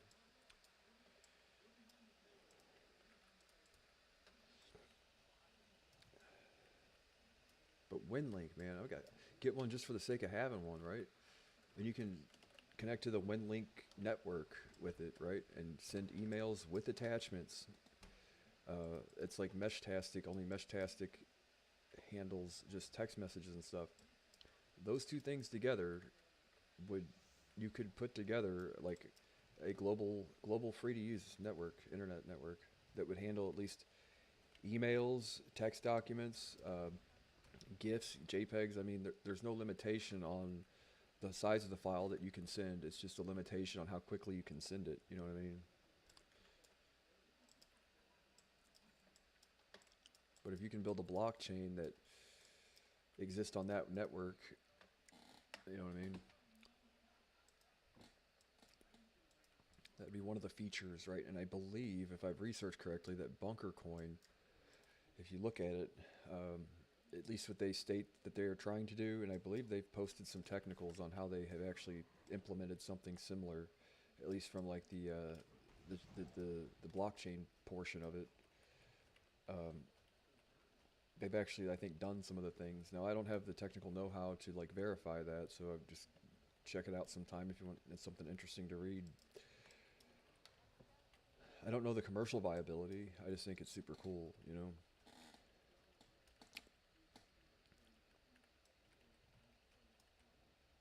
But another thing is trying to circumvent as much required bandwidth as humanly possible, because, like I said, the shit's not normally like super high bandwidth for radio transmission and all that. But if you were to basically bootstrap all of the system resources, so like instead of needing a phone that like encodes the audio and then sends the audio over the line to be decoded so someone can hear your voice, what you would use is something to train an AI model to mimic your speech, right, and sound just like you, and then you would download that voice pack essentially, and then that voice pack and text to speech AI would then be used to convert your text to your voice, and it would be a fraction of the required bandwidth normally, you know what I mean? And that would be like by basically just designing kind of a piece of hardware to facilitate uh, the use of this low data transmission, high fidelity, long range, free to use internet, right? Without like, without like, you get what I'm saying?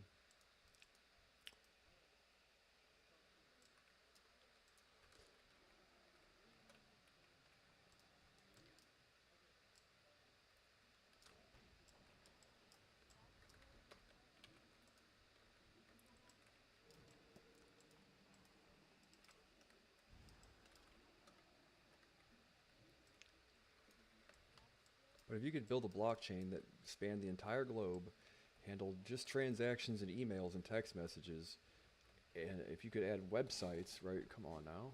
That's super cool. I don't know how commercially viable it is, but it's super cool. You know, I know that much.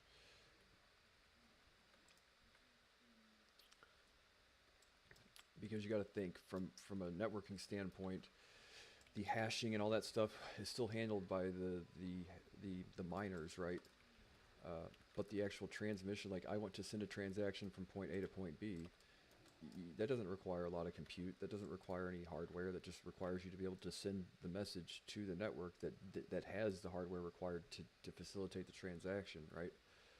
So when I say about like a layer zero, and I know there is something called layer zero. This isn't that. I haven't even researched that, but um, like a layer zero network that for people like out in the Adirondacks or the Australian outback or whatever would be able to still transact and trade, send emails. You know, I know Starlink does a lot of this shit yet, but you know, not everything's plugged into Starlink. You still need like a thing to point at the sky and all this shit.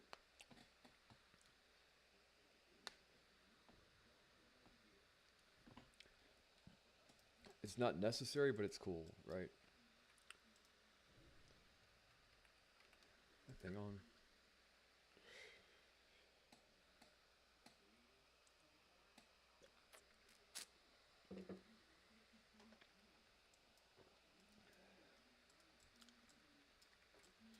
But between BitChat, Meshtastic, WinLink, and what was the other thing I said? There's the components and then the infrastructure. You know what I mean? Both hardware and software exists to do this kind of thing already.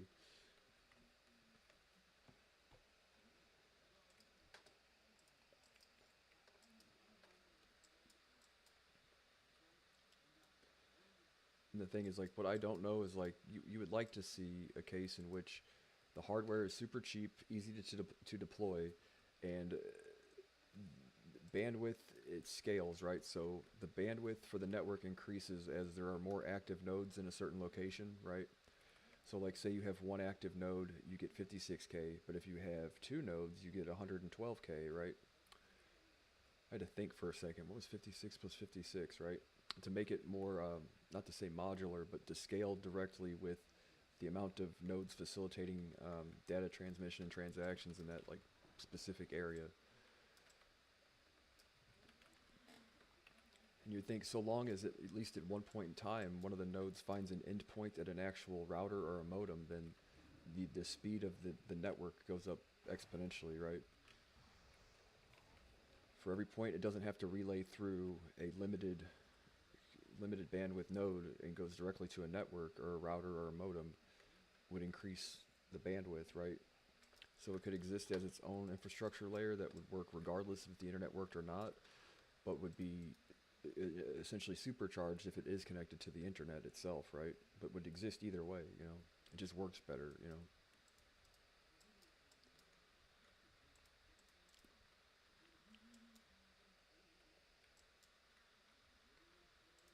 But my idea was try to get two computers, put one on the East Coast, one on the West Coast, ham radio, the audible coupler modems, and then play chess against each other as a proof of concept.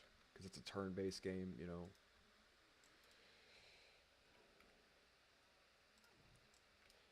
latency isn't necessarily something that would limit your ability to play it effectively, right?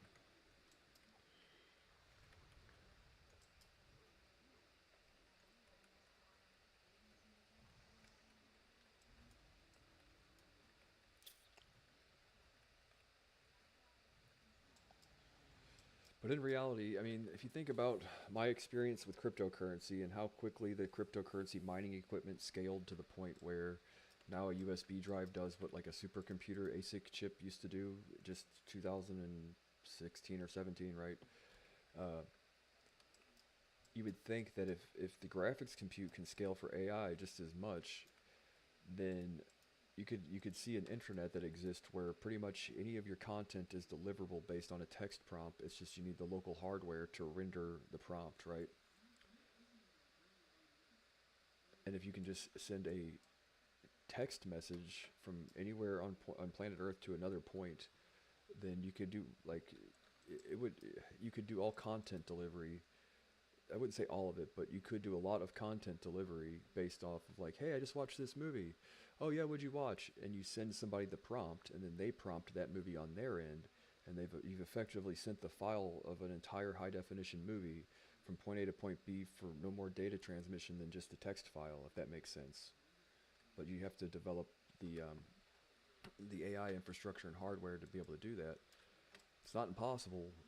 It isn't impossible because how quickly the hash rate and stuff is scaled with cryptocurrency. You know what I mean? Like Moore's law, and it's so on and so forth, right?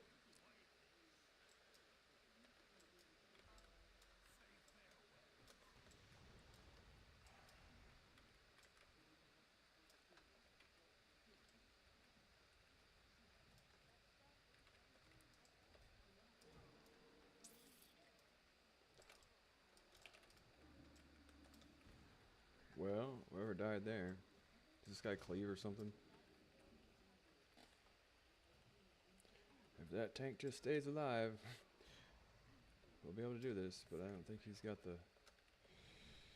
Yikes! Let me pull out this other shit. All these attempts to DI'd me. I'm a fucking mage. He's got reincarnated. Yeah. Fine intervention. Why did he DI me? Save that shit for the healer next time, guy.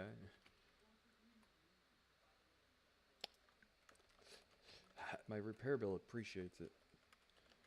Right.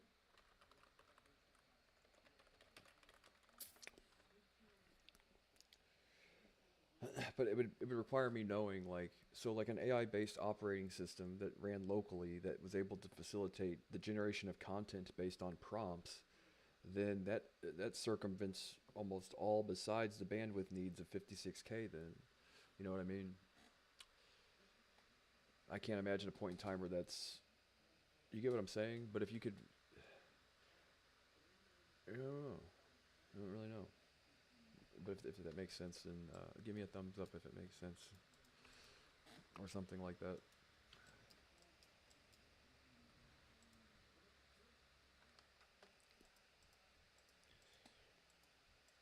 But that would only work for like the AI generation of content, right?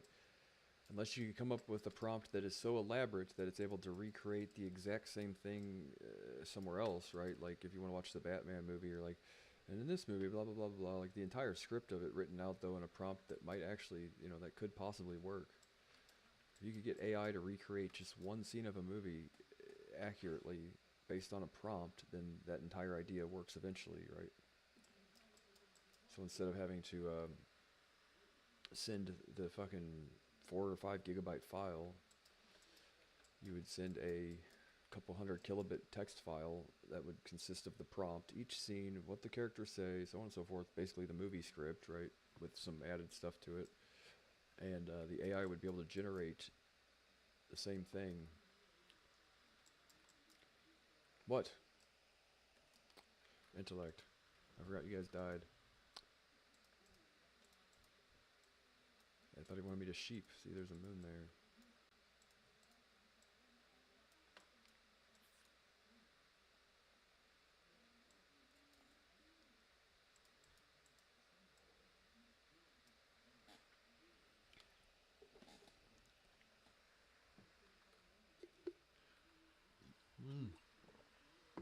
What? What do you want from me?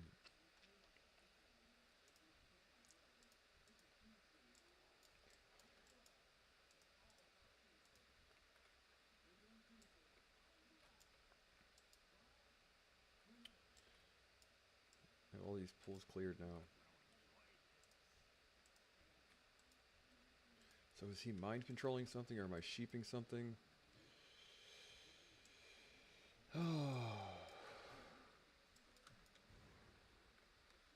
Are we mind controlling, or are we sheeping, guy?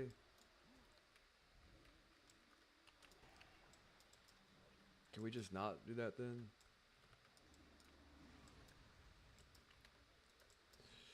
I sheeped and then he mind controlled it and I thought he wanted on sheeped. Do you want to mind control or sheep? The thing was running to the guy and trying to beat on him anyway.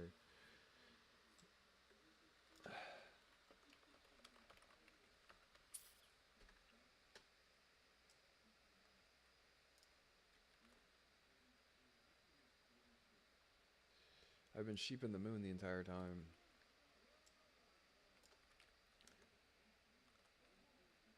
Okay.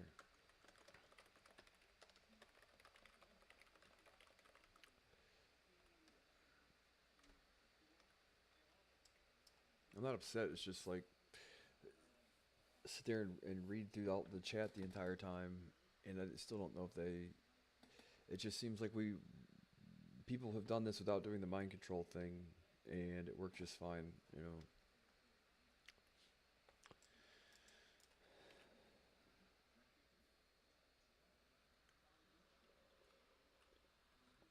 Plus I sheeped the thing and I saw it running towards the priest and I didn't look like he was trying to mind control shit, but I can Frost Nova.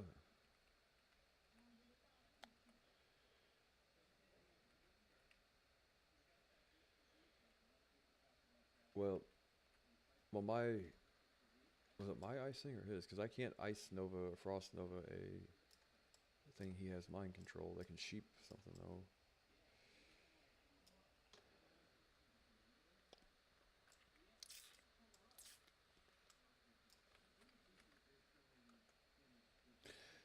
Ice Boots. So if anybody ever runs into a guy in the future referring to Frost Nova as his Ice Boots, it's just the guy didn't know what Frost Nova was called. So I told him it was called Ice Boots.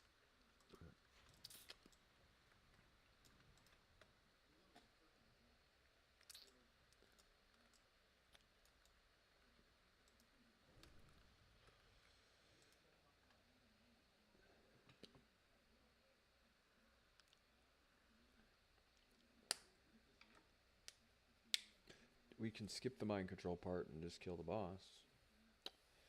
Because you gotta think.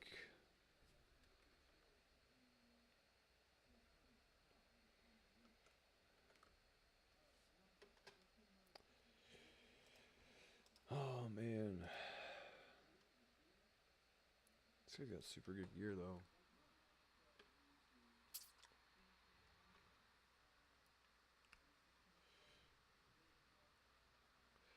Shadow Priest. He's got green gems in all of his gear though, dude. That's all best in slot. Why the fuck don't you have red gems or epic blues, whatever? Look at all that stuff.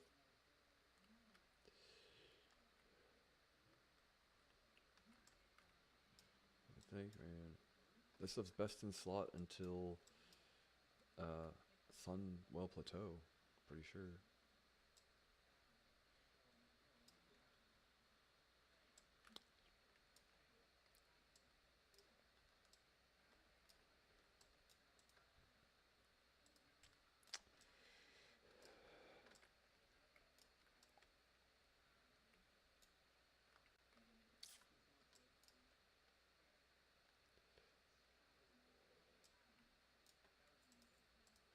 Okay, so we're mind controlling that. I can't sheep anything else.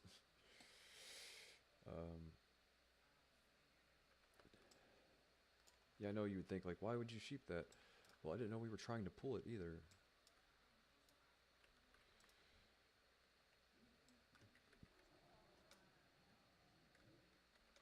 That's how we should be doing this shit. You'll tried and true. Or not. Fuck.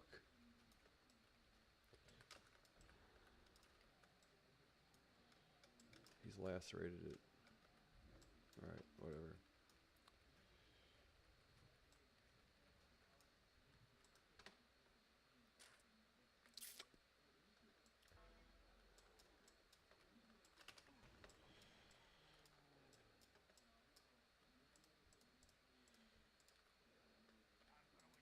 Oh my god, dude. Oh, he pulled it on purpose. Thank god.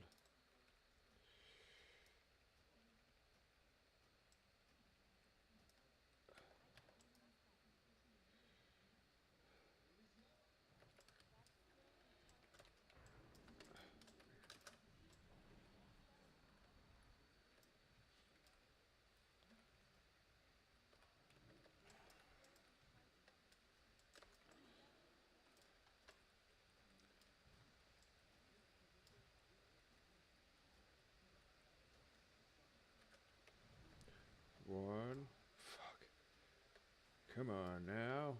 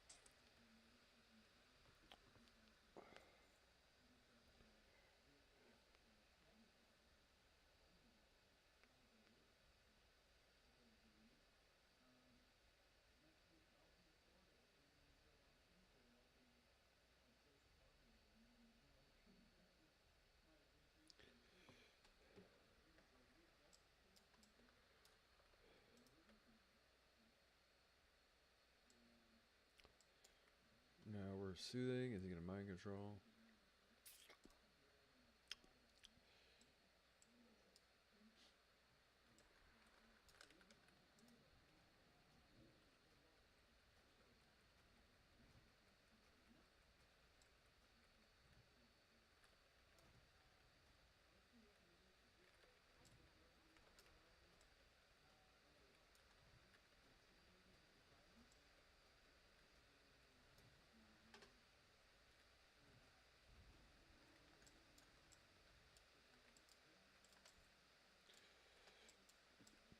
Oh.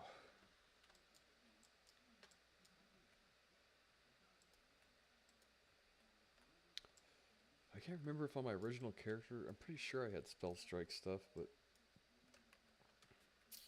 I'm at the point now where what should I do? Get an epic flyer first and the rest of the shit will come quicker.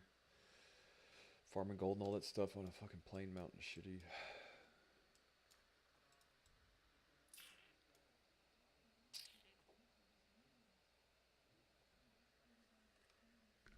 Oh, Jerry.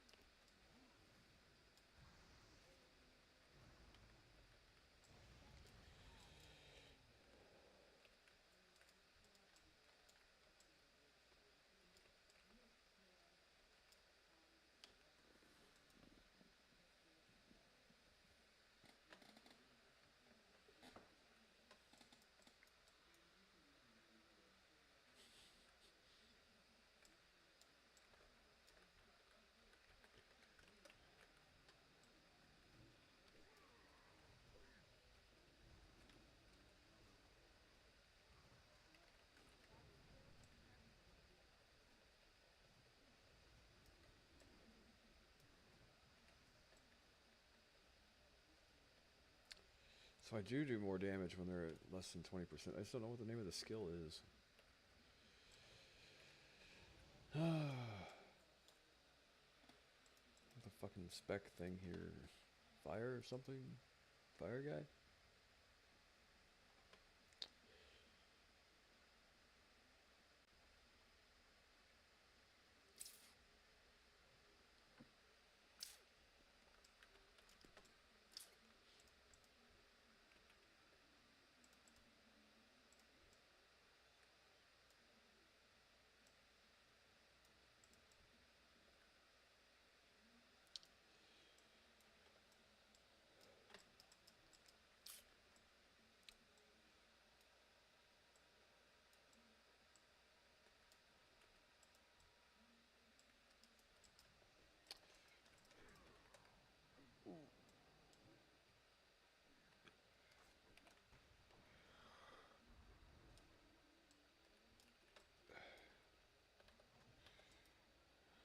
Staying alive, guy.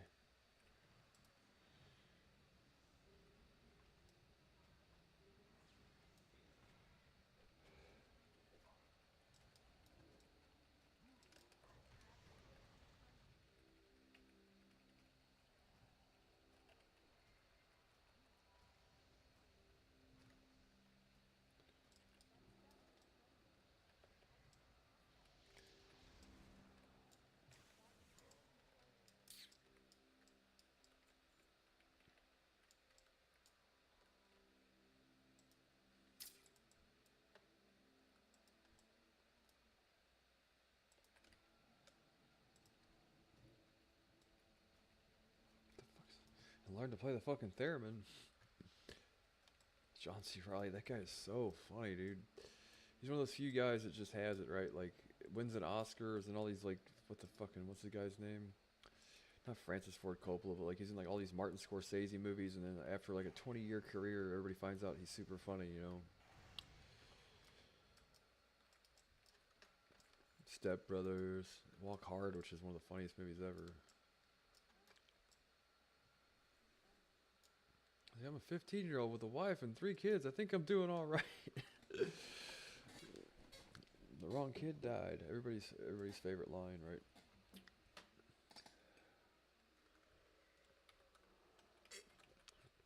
At what point in time in the movie where his wife's like, "You're never gonna make it," like that was her way of saying "I love you." By the way, you're never gonna make it. Yeah, yeah. That's super funny. And there's an Elvis Presley movie I've seen a commercial for earlier that I forget what it was called, but they're actually making an Elvis biopic, which I'll watch that and the Michael Jackson one, although I probably much more prefer Michael Jackson's music over Elvis. But I like the Johnny Cash movie, despite not being like a huge Johnny Cash fan. It was still a super awesome movie.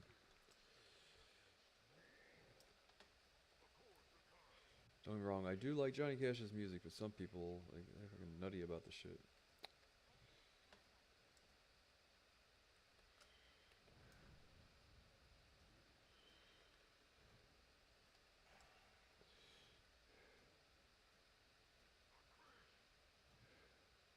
Can I get 3 fireballs in a row? Please, a crit.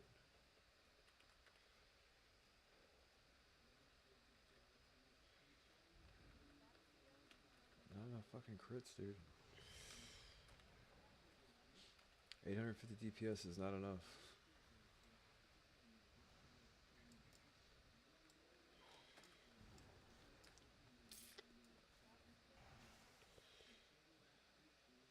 Look at that fucking thing.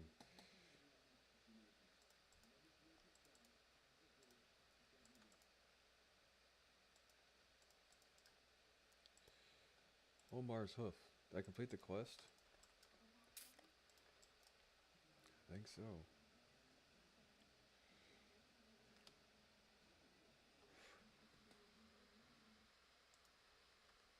Yeah, cool. If I don't know that, I would have those shoulders sooner.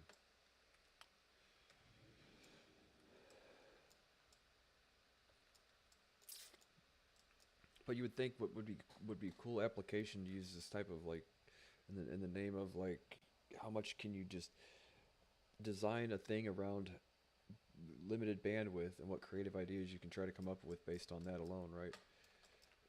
Like here is like where we say we just don't have the bandwidth, even though we do, right?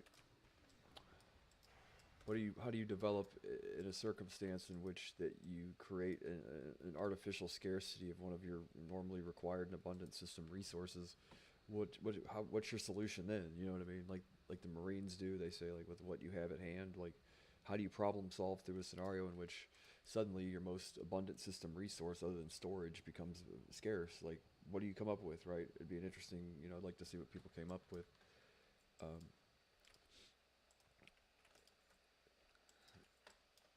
Because you can't necessarily use bubblegum and popsicle sticks for the shit, but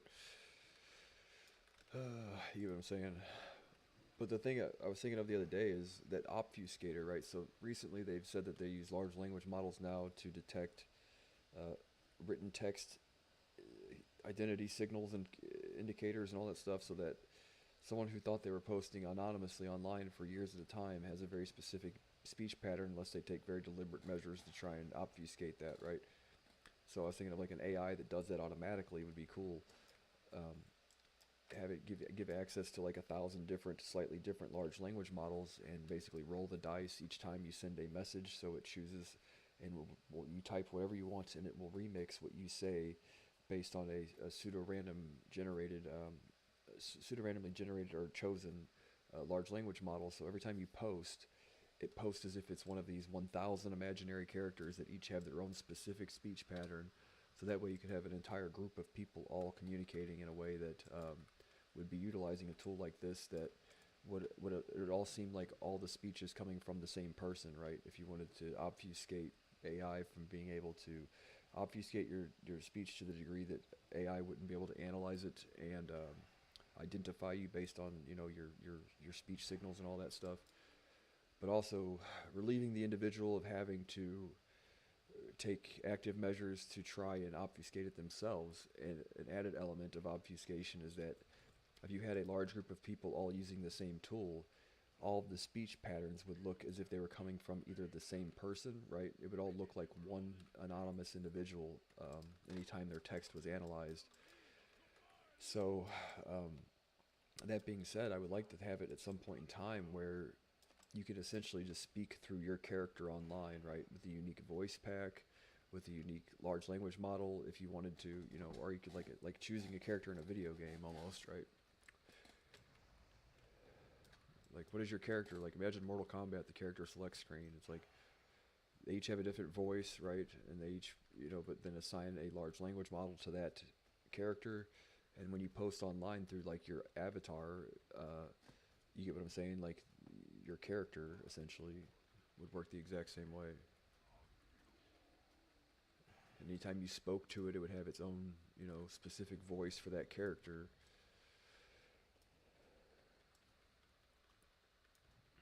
But if you wanted to use the obfuscation technology and you had, say, 1,000 people using it, and there were 1,000 different large language models to use to obfuscate the speech, then it would appear as if just one person had 1,000 different personalities.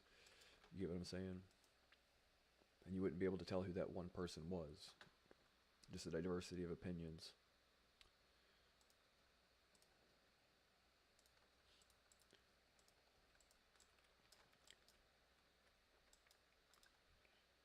Which there are people that already roleplay and do that kind of thing just out of fun, right?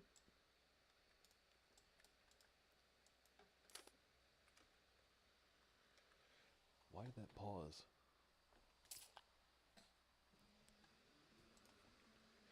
So I finished the quest here. I got the head of the guy. I just got to zone out and...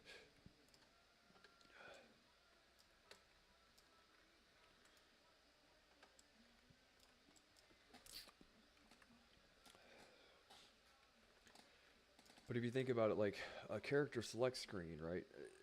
In a sense, what this is doing, right, is there's the Jiggle Billy from Aqua Teen Hunger Force. He talks like a cowboy or whatever, you know. You would like a thing where you could basically remix, and they do kind of do this already, right? There are large language models that have, if you use Grok, I believe has a thing where it's like different speech and the way they talk and stuff, a different, very specific lexicon and all that, and words they use, so on and so forth. But from an obfuscation sense, I guess you could already use it for that. Really, I guess you could already. They already have something like that probably.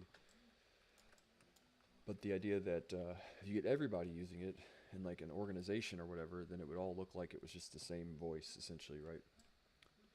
There might be things here and there that you're like, well, I don't think that person would say that, but if they did say it, that's how they would say it, right? Kind of thing.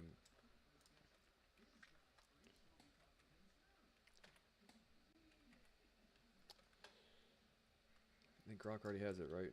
You look through and there's like, transcribe this as the scryer, right? Or the scribe. Talk about this like you're a fucking void elf. Talk about this like a void elf. I was gonna, oh shit.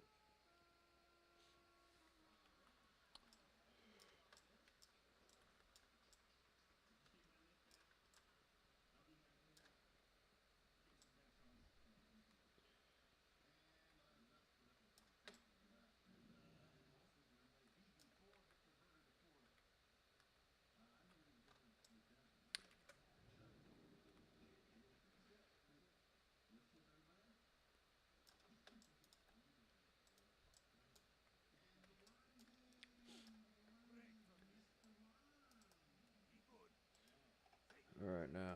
Come on now. I just want to try and disenchant this shit. Oh man, another quest? The Blood Furnace. I guess I'll do a heroic Blood Furnace.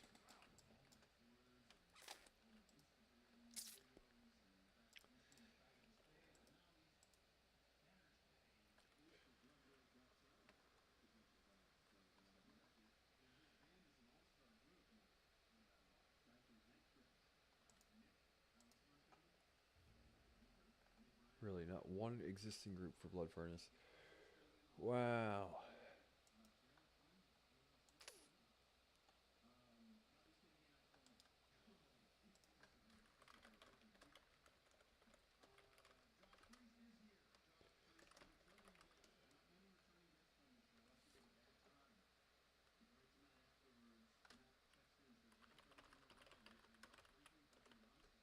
Shit.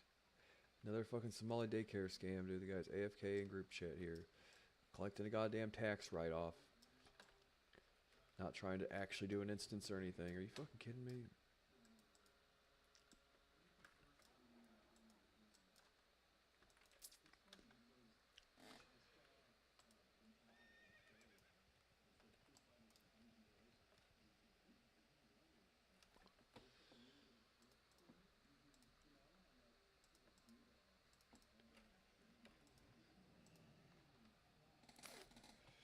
Ooh.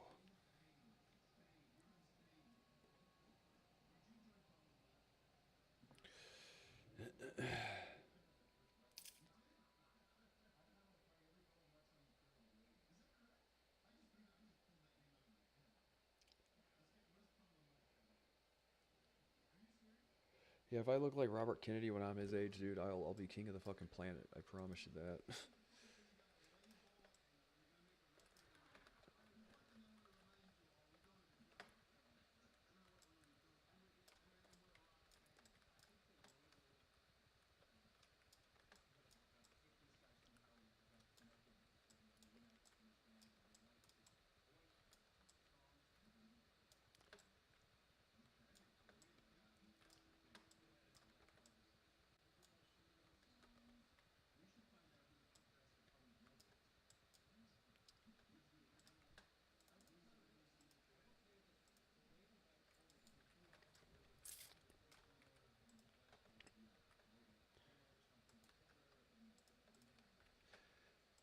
fucking brightness just a little bit. 80. Dial it in here. 80.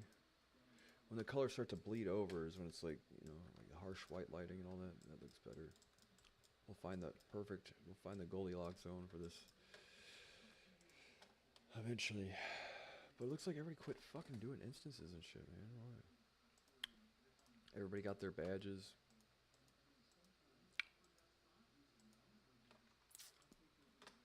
Well, I guess I do Heroic Arcatraz. Botanica.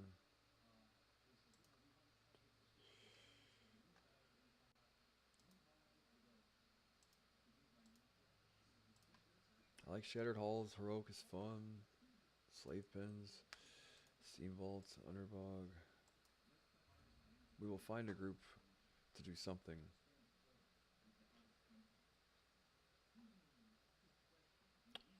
Oh, there we go. Durnhold.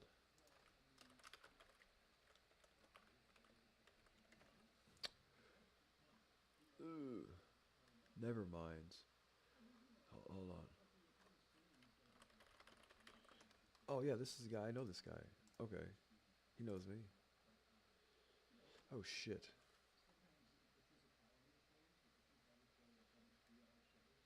Oh hey, I know you. Uh,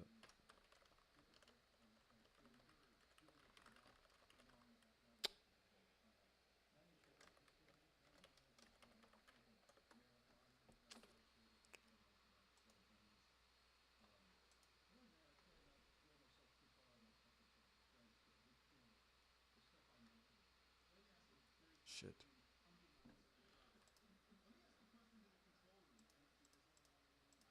This guy always asks me to do shit, and I never like.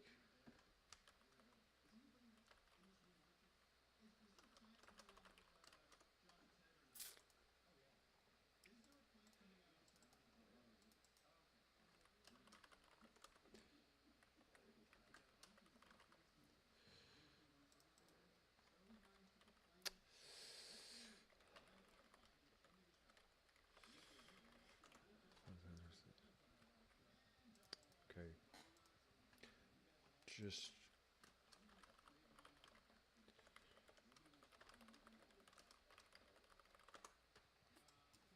repair. I need to do shadow labs for the pants off the final boss. But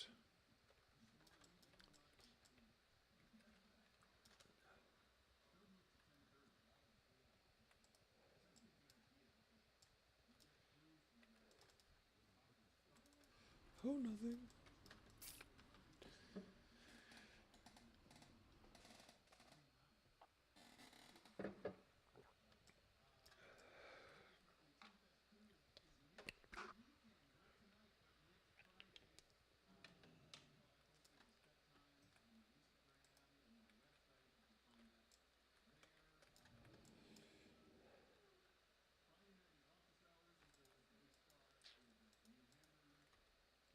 Hamburgers.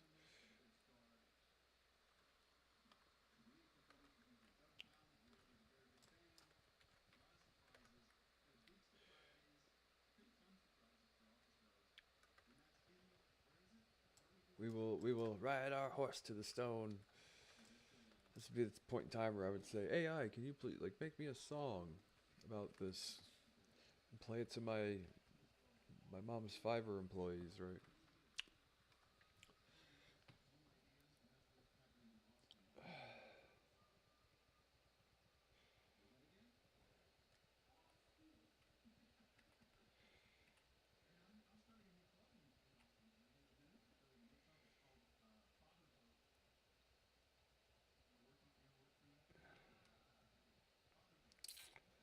Yeah, there's an idea. That's what I'm saying.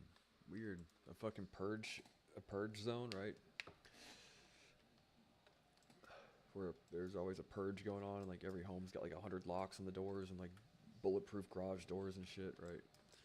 The purge zone, right? One of those that AI video game, right? It's always a purge, right? And you have to like, well, a certain time, right? Like past 8 p.m. at night. You know what I mean? And on weekends or whatever. If you're outside, you get caught doing you get caught up in the purge. All right, that'd be cool.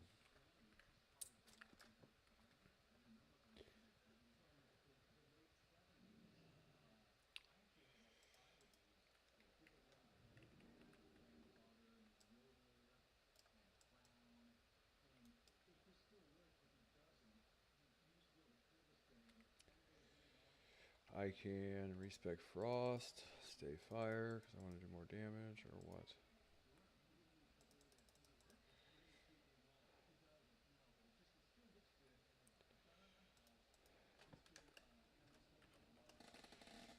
We have another mage, though.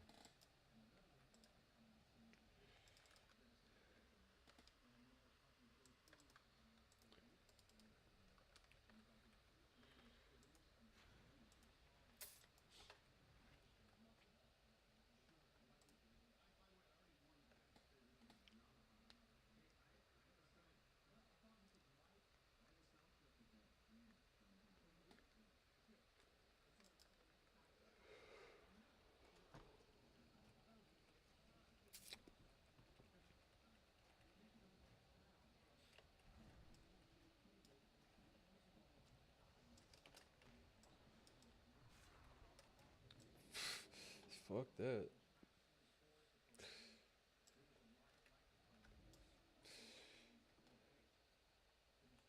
I should probably go frost.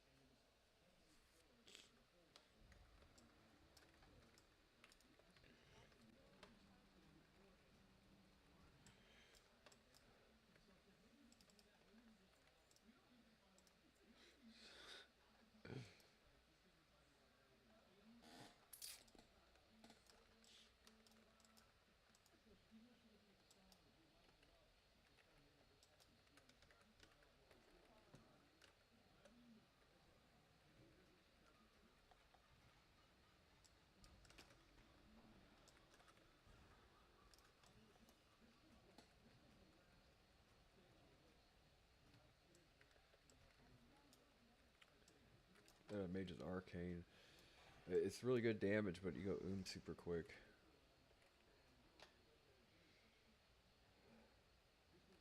Fuck. Look at, I thought for sure the spell reflect would be down, but then, god damn it.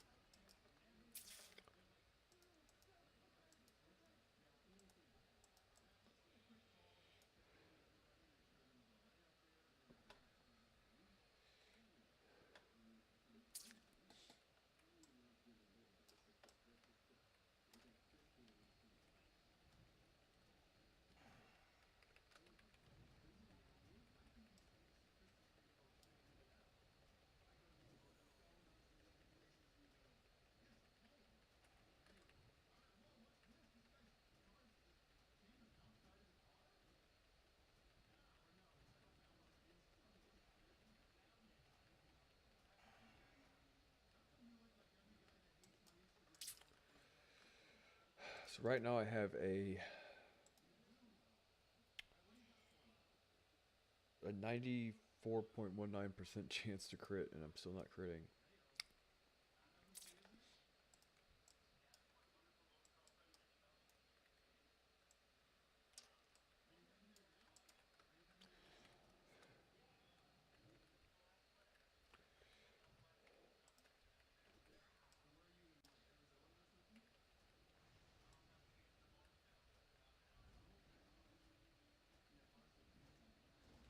Really now?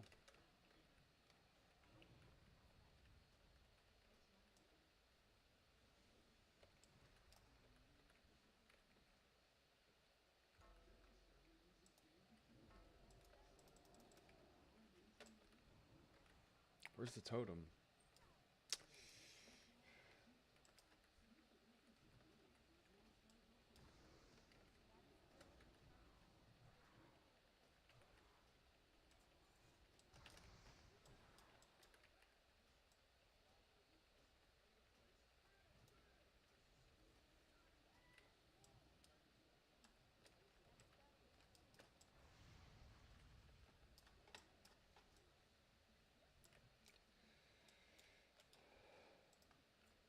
so I don't have to kite this. It's helpful. There's my fucking jug of water though. Oh wait.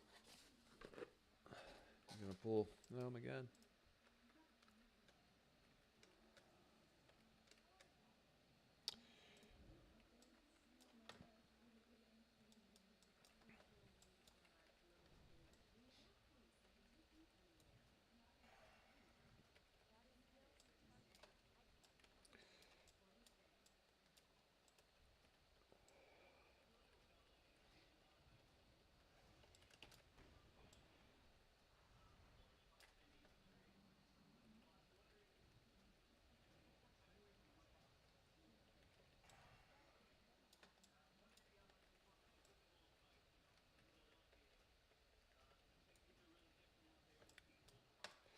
But that would be one of the things, like, oh, introduce legislation. You know, it starts off as one of these people's AI is saying, like, I think murder should be legal. I saw some rapper on YouTube or whatever just now saying it, like, I think the murder should be legal or whatever. Like, okay, well, we're gonna put it up to a vote in a video game, right? And see what it looks like until we decide otherwise, right? Or you have a designated zone that does that kind of thing, right? Like the purge town. I think a whole region that has not anarchy, but murder is legal past 8 p.m. Like curfew, murder curfew, right? We can just call it murder curfew, right?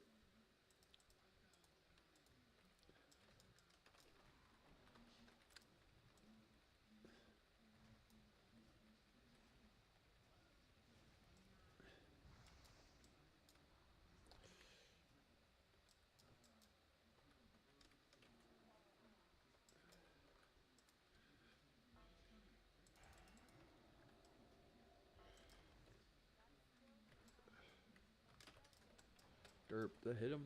No. You get used to using Kona Cold, and then Dragon's Breath has a different thing.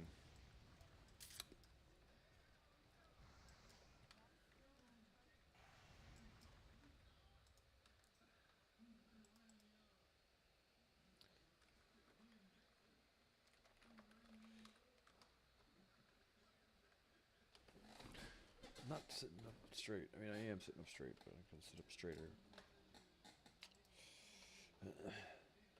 My imaginary wife tells me, if you're gonna play computer all day, right? Yes, ma'am.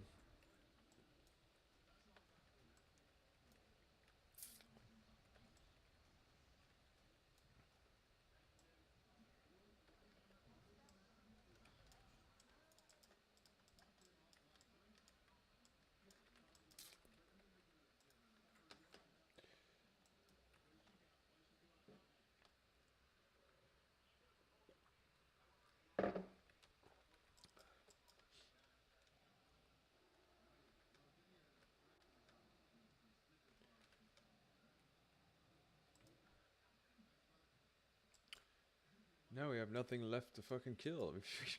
We done crowd controlled everything.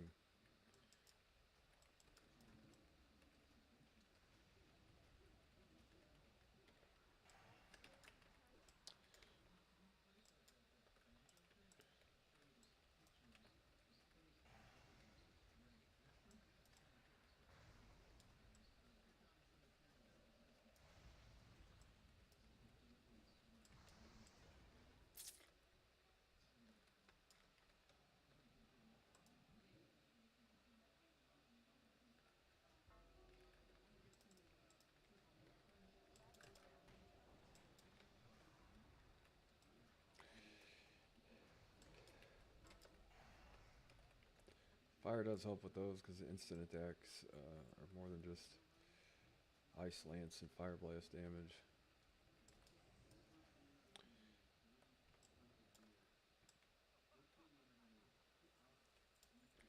This is Sethwick Halls, right? Oh shit, burgers. Oh no, I'm stuck on the twigs and the berries.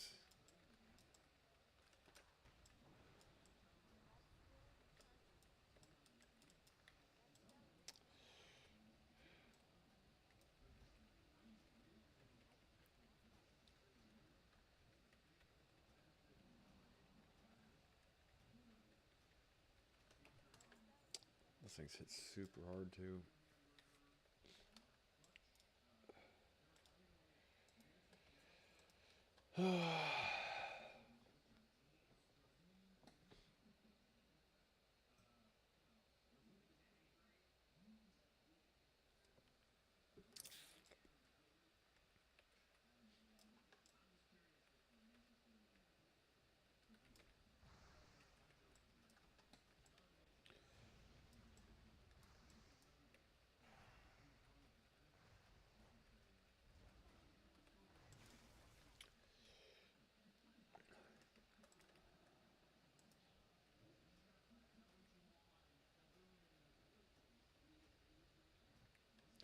Already ahead of you, guy. I'm like the Snake Plissken of Setlic Halls. No matter what, I keep finding myself. Oh, that would be another thing, right? So, what was the name of that fucking movie? Escape from New York, dude. How cool would the Escape from New York zone be? You know what I mean? You could 10 regions might not be enough, right? It really might not be, right? Prison Planet, you know, the entire fucking zone ran by prisoners like Australia or Texas. Anyway. Right. This is what lawlessness really looks like, right? Kind of peaceful and quiet. Might move there.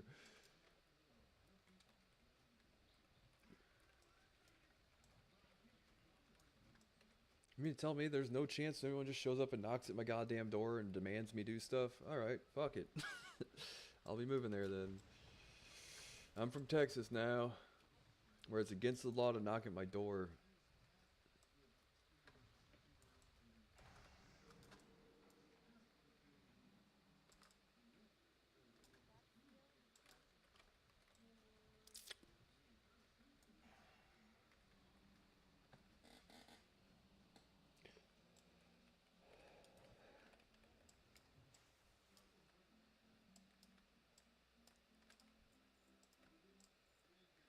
Yep, make it work, man. Make it work, make it work. We'll get there.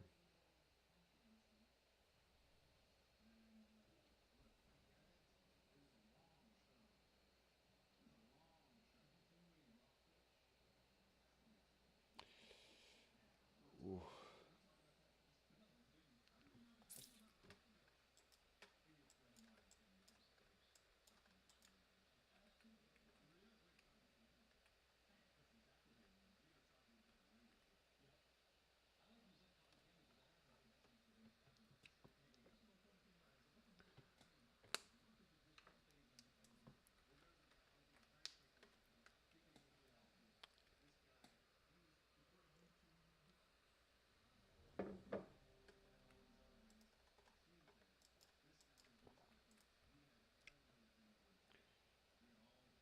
Go, go, go. Frost Mage, get the fucking thing, and I'll get the Frost one or whatever. What are we doing?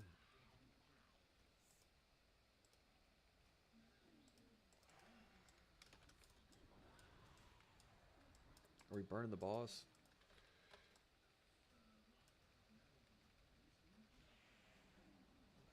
I guess so. Looks like it. I don't think I got much of a choice anyway.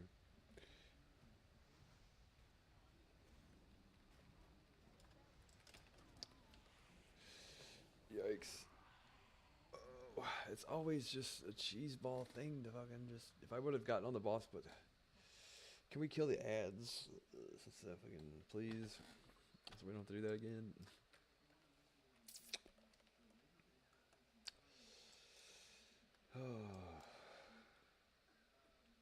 If I'd have known that they were going to full burn the boss, almost nobody ever does that. You know what I mean? You need a PvP, right? I did though. Well, no, he got it. Look, he's got debuffed. You wouldn't get the debuff if you didn't get the buff, basically.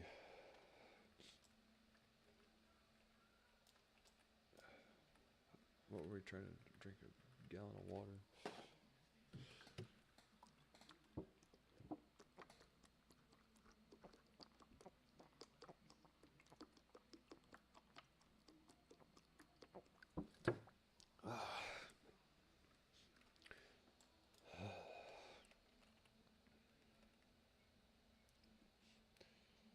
Fear, fear.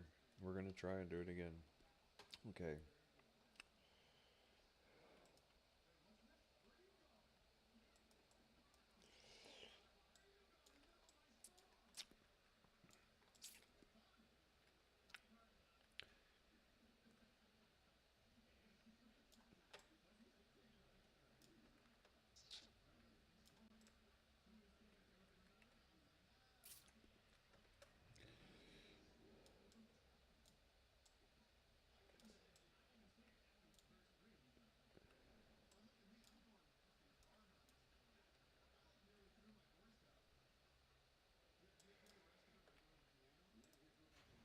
Oh.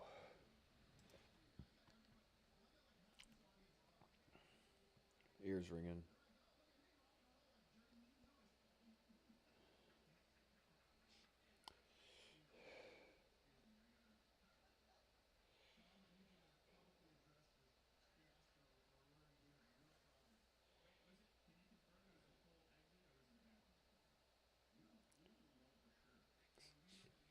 Yeah, now come to find out, this is not the first attempt by these people to do something. Like, this is like the third or fourth or whatever iteration, rendition.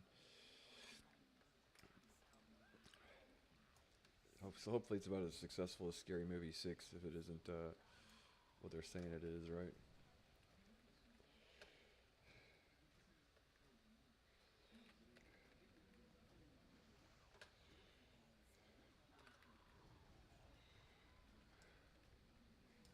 The reason why we took so much damage last time is I tried to AoE the fucking ads.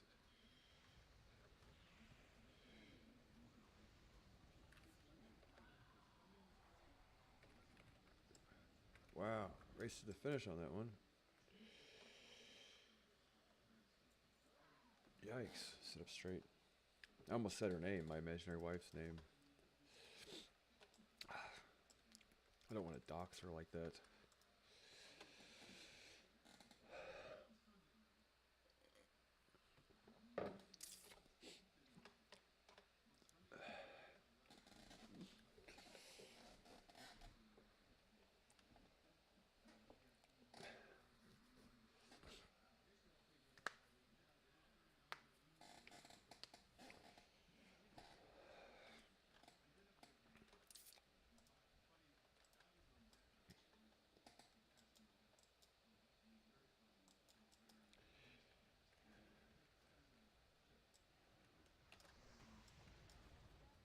Ah! Ah!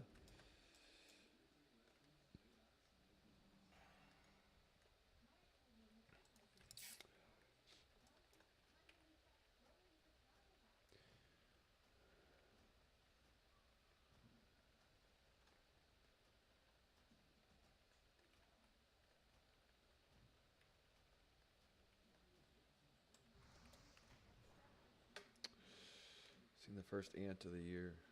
Looking up here, guy.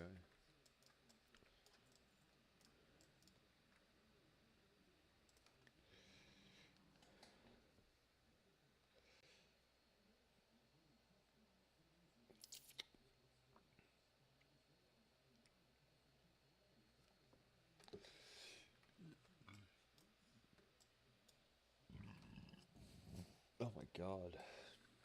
Jeez. Should have hit the mute button. That's so rude of me. Unless, of course, you liked it, in which case. Right. So, for what we've learned today, and this is not something that, like, I found, this is something they're saying. That I don't know if they've tried to launch a crypto project before or what, but it seems like,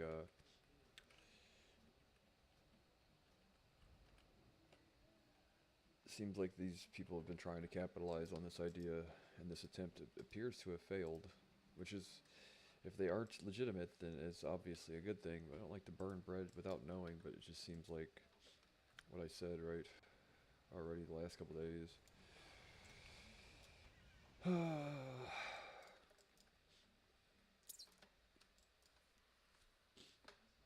Well, let's hope it was Cyberdyne, right? Like, that was the company that was supposed to be Cyberdyne, right? And it just fucking crashed and burned. Good.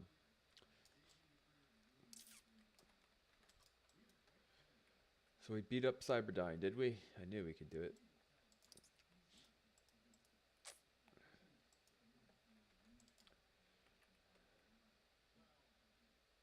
But if you go, like, I'm giving you enough if you really want to. I'm not going to say their name, though. I can be talking about anybody. But I went through yesterday and looked through the guy's Twitter post, and it was like, Elon Musk, Elon this, pictures of rockets launching, this, blah, blah, blah, Elon Musk, like, trying to engagement farm a reputation, you know what I mean? The only reputation you're liable to find doing that is in the shitter, basically.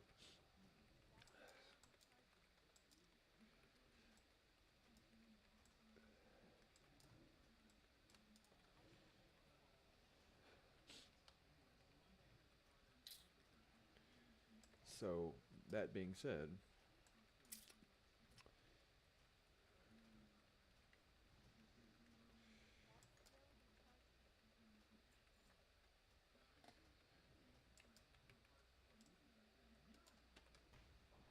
derp, what a cheese ball. It's like, derp. It's so funny every time the noise it makes, plus they just kind of walk around like, it's just funny looking.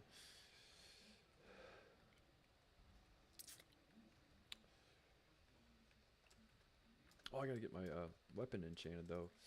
The chance of me getting into Theresian Mind Blade, which is a huge upgrade, but it's like a 12 or 21% chance to drop or some shit off of a boss that you can only clear once a week, and you're competing with the guy for it that might, you know what I mean? So realistically, 15% chance to drop overall every week. You know, the chance of you dropping plus winning is like less than 10 or 12% or whatever. So I think I'm safe to enchant my weapon currently. My spell firebolt. I'm glad about that.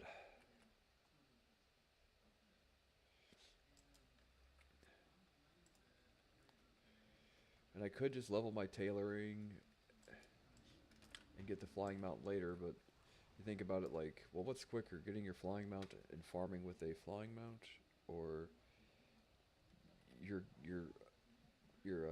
spellfire gear is not going to help you farm any quicker. So I'll probably try and dedicate just a little bit of time on the every now and again to farming and try to get 10 primals a day is like 300 gold a day. You know, it's a reasonable amount. You know, to fucking, like, that day I did fucking like 12 or 14 hours worth of grinding, but I was like, if I do that for 3 days in a row, you know me, I just got burnt out on it after one day, right?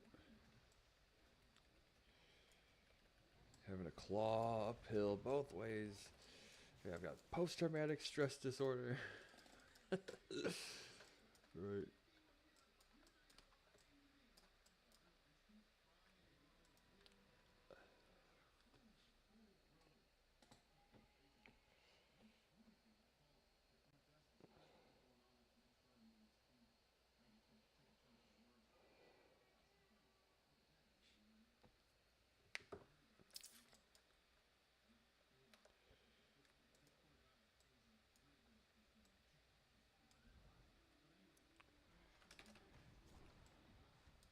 Oh, look at all them crits. What you do with all that drunk? All that drunk inside your trunk. Get you trunk. Right.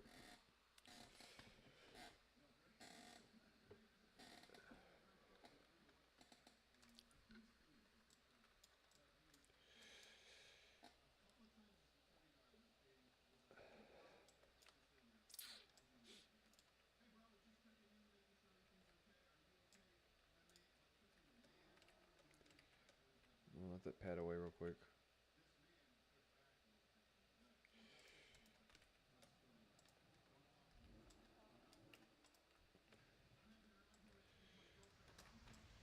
derp, derp, derp, derp, derp, derp, and he just like looks at his feet and walks around in circles. I'll tell you the story. I've probably said this before, but it's been a while. When I was younger, like I was like 2 or 3 years old, my parent. It's an awful story, right? And it's like it's hard to not laugh at it because it's so funny, but it's so terrible. The thing is, I didn't know any better. Um, Another story where this evens out because I almost get killed in one of these, right? So I had my parents had this turntable, like a record player. We also had these pet hamsters, and I got the bright idea of putting all the hamsters on the record player for like a day straight. So they just were like a hamster concentration camp, right? They were just running around in circles nonstop, right? And when my parents finally found out what I was doing, right? When fucking Dexter discovered what I was up to, right? They put an end to it, right? Um, the hamsters had a stroke and they could only walk around in circles. Oh man. My brother was like, well, the hamsters had to go live with Santa Claus now. Thanks a lot, Luke, right? Yeah, the hamsters. Santa adopted all your fucking retarded hamsters. Right, I didn't mean to do it, though. Like, I do not like hurting animals or anything. Disclaimer, right. Yep, you didn't see him? Santa Claus showed up and fucking adopted all of our hamsters, right? And, but around the same time, though, my parents had a washing machine in our apartment that was like in the kitchen or whatever. It's a small, kind of cramped place, and I found out a way because I saw it in an Ernest movie. If you ever watched the old Ernest, forget what it is, Ernest Scared Stupid or whatever, Ernest Scared Straight or whatever, and I'd gotten inside the washing machine while it was running, and almost got killed when I was like 1 or 2 years old, and didn't. Like my leg got caught and all that shit. My mom caught me like right as I started doing it. What a nightmare that would have been, right? Golly. Thank God it didn't happen though. So I guess me and the hamsters are even. There's no bad blood between me and the hamsters, right? Plus I hear the North Pole's nice this time of year. Anyway. Fucking idiot.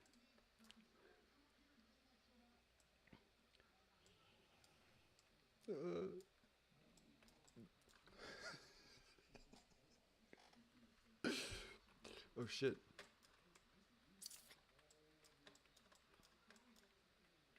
What's going on?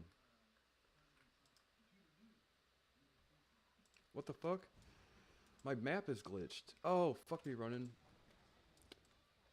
Derp. Derp.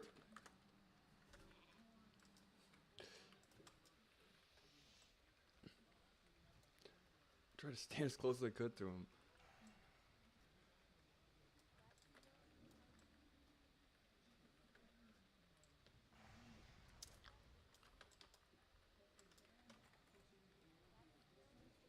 Wait, you mean to tell me? Right.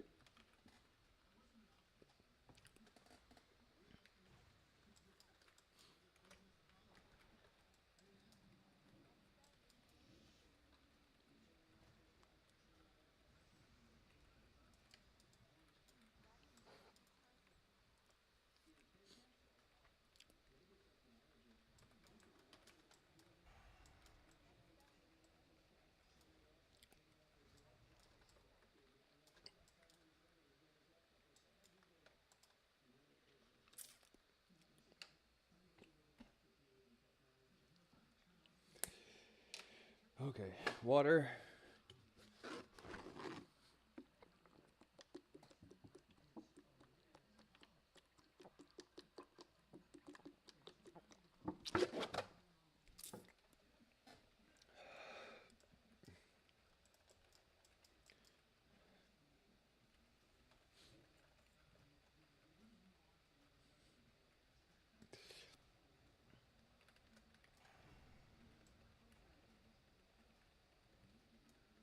Oh, I got 4,200 crit. Good God. Ugh. Doof. Clutch heals. Intervene and everything. You guys do not want me to die.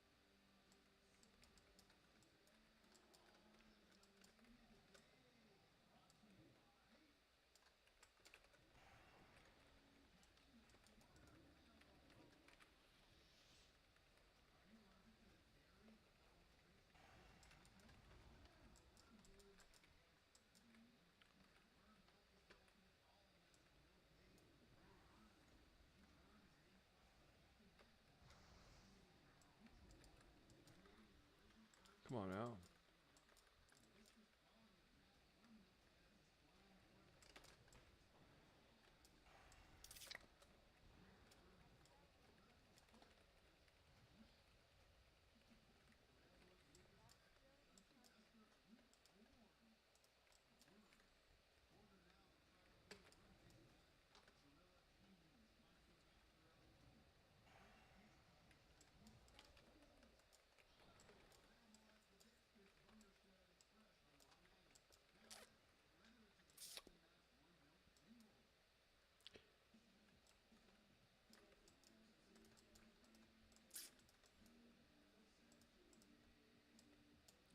Sheep shackle pull. Fuck fight kill.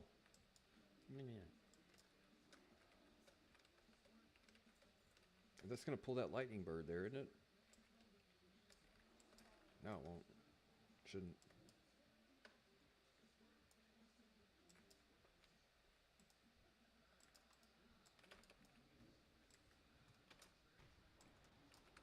Oh, he fucking tried to sheep the diamond.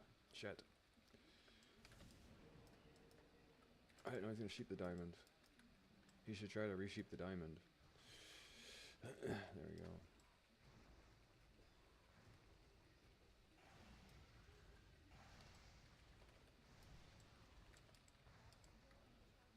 Oh. No.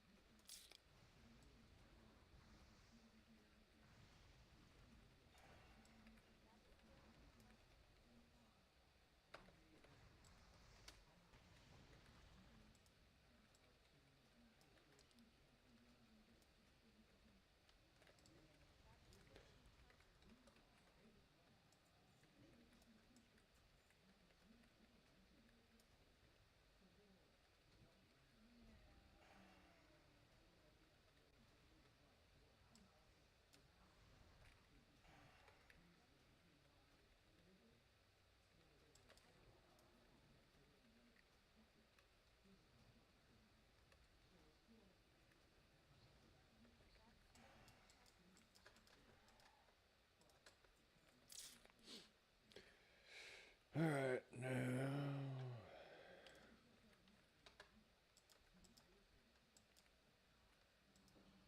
I need a mana bar. For this next trick, right?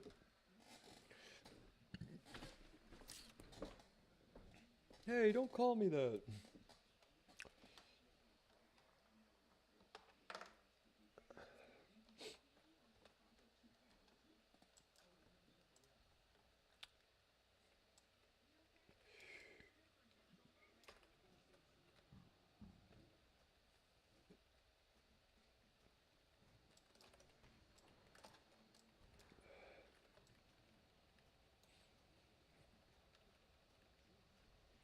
Oh shit.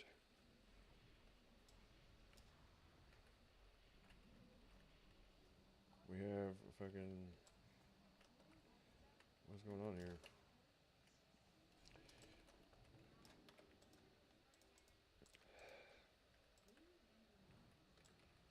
Oops.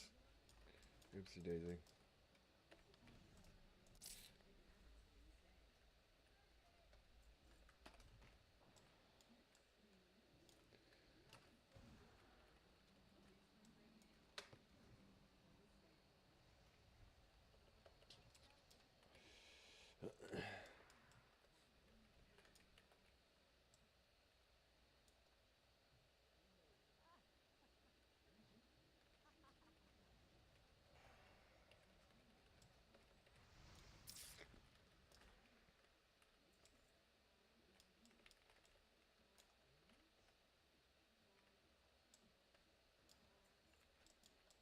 Golly.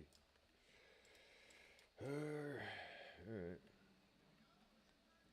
A town occupied by ghosts, dude. A ghost town AI, right?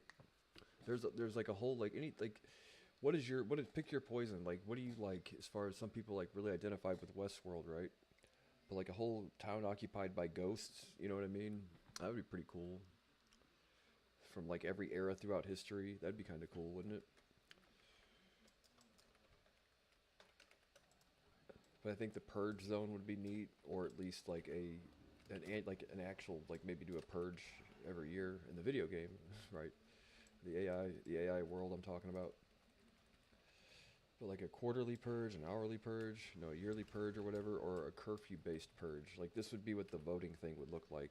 Would you guys like to purge? Hey, you guys purge 6, 7 p.m., 7, 8 p.m., 8 p.m. All right, we're purging at 8 p.m., guys. Everybody, thumbs up. Right.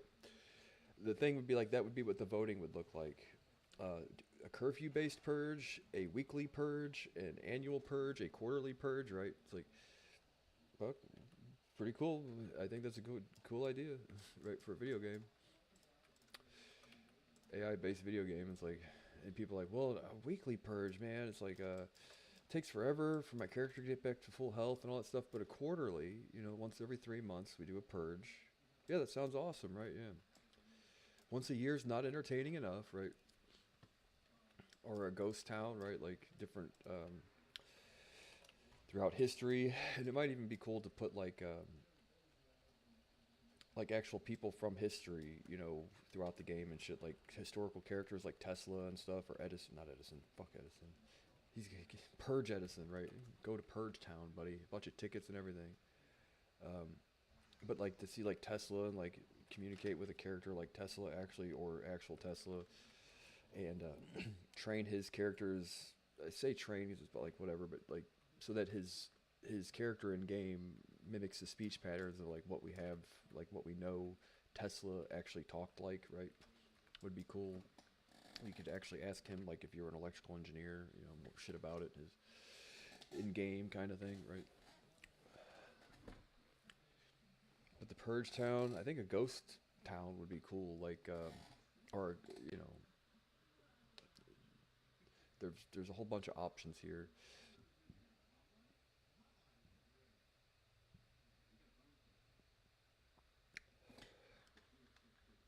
Burp. But for sure, the Westworld, the robots living with people, like Cylons, I think is an example, but not that exactly inspired by, but definitely at least 10% different than. Right.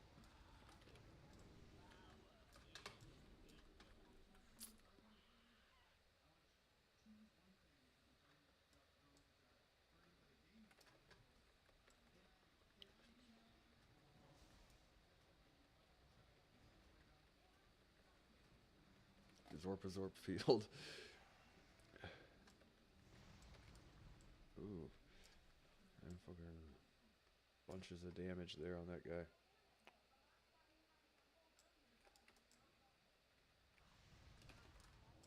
Burp.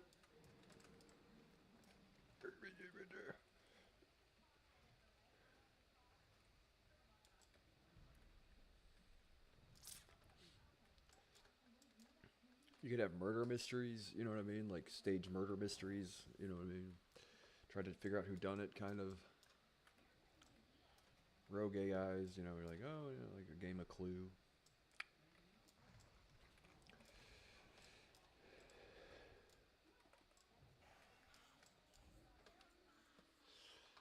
defense, dodge, blah blah blah. I got so many of these nethers that I have to make 15 spell strike hoods to use them all. I need the pattern before I can do any of that. Sweet tablet medicine.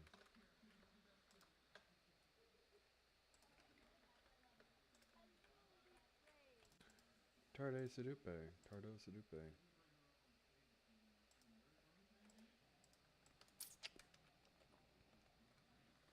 Oh, he's got it already.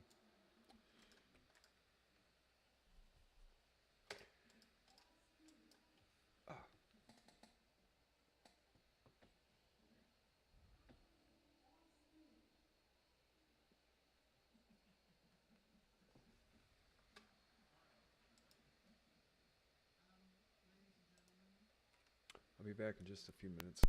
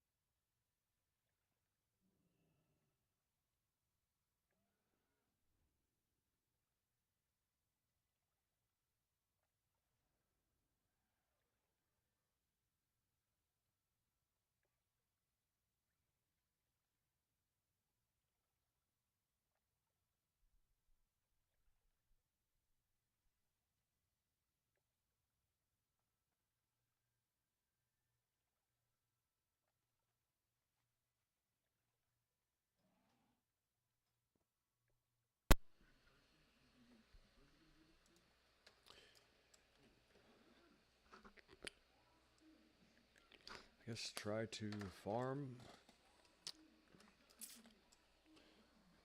What time is it? 1:42.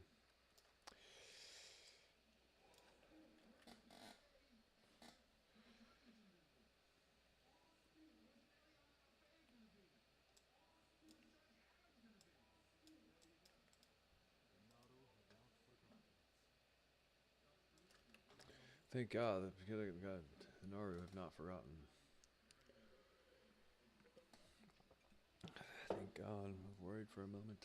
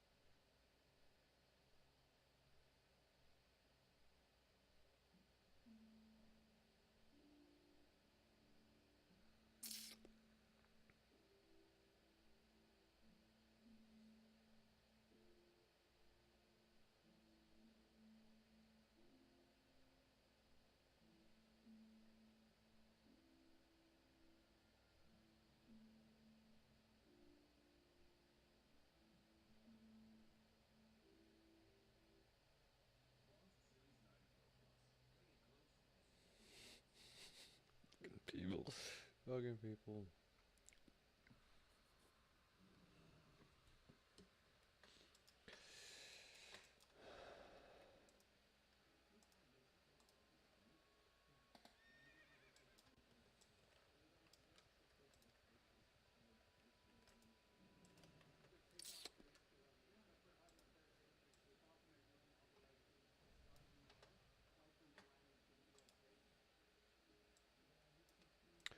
Depends, man. I am not in the mood to be farming, so I'll probably just log off if there's not like a spot somewhere to farm. It's just so fucking boring, basically.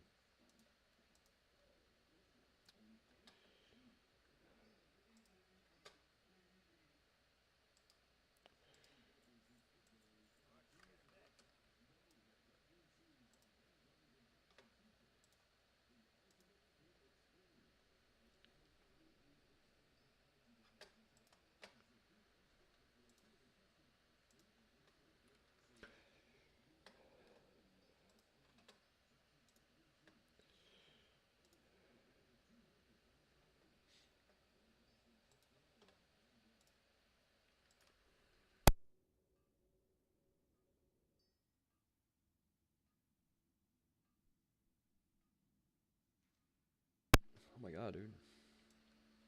What was that all about?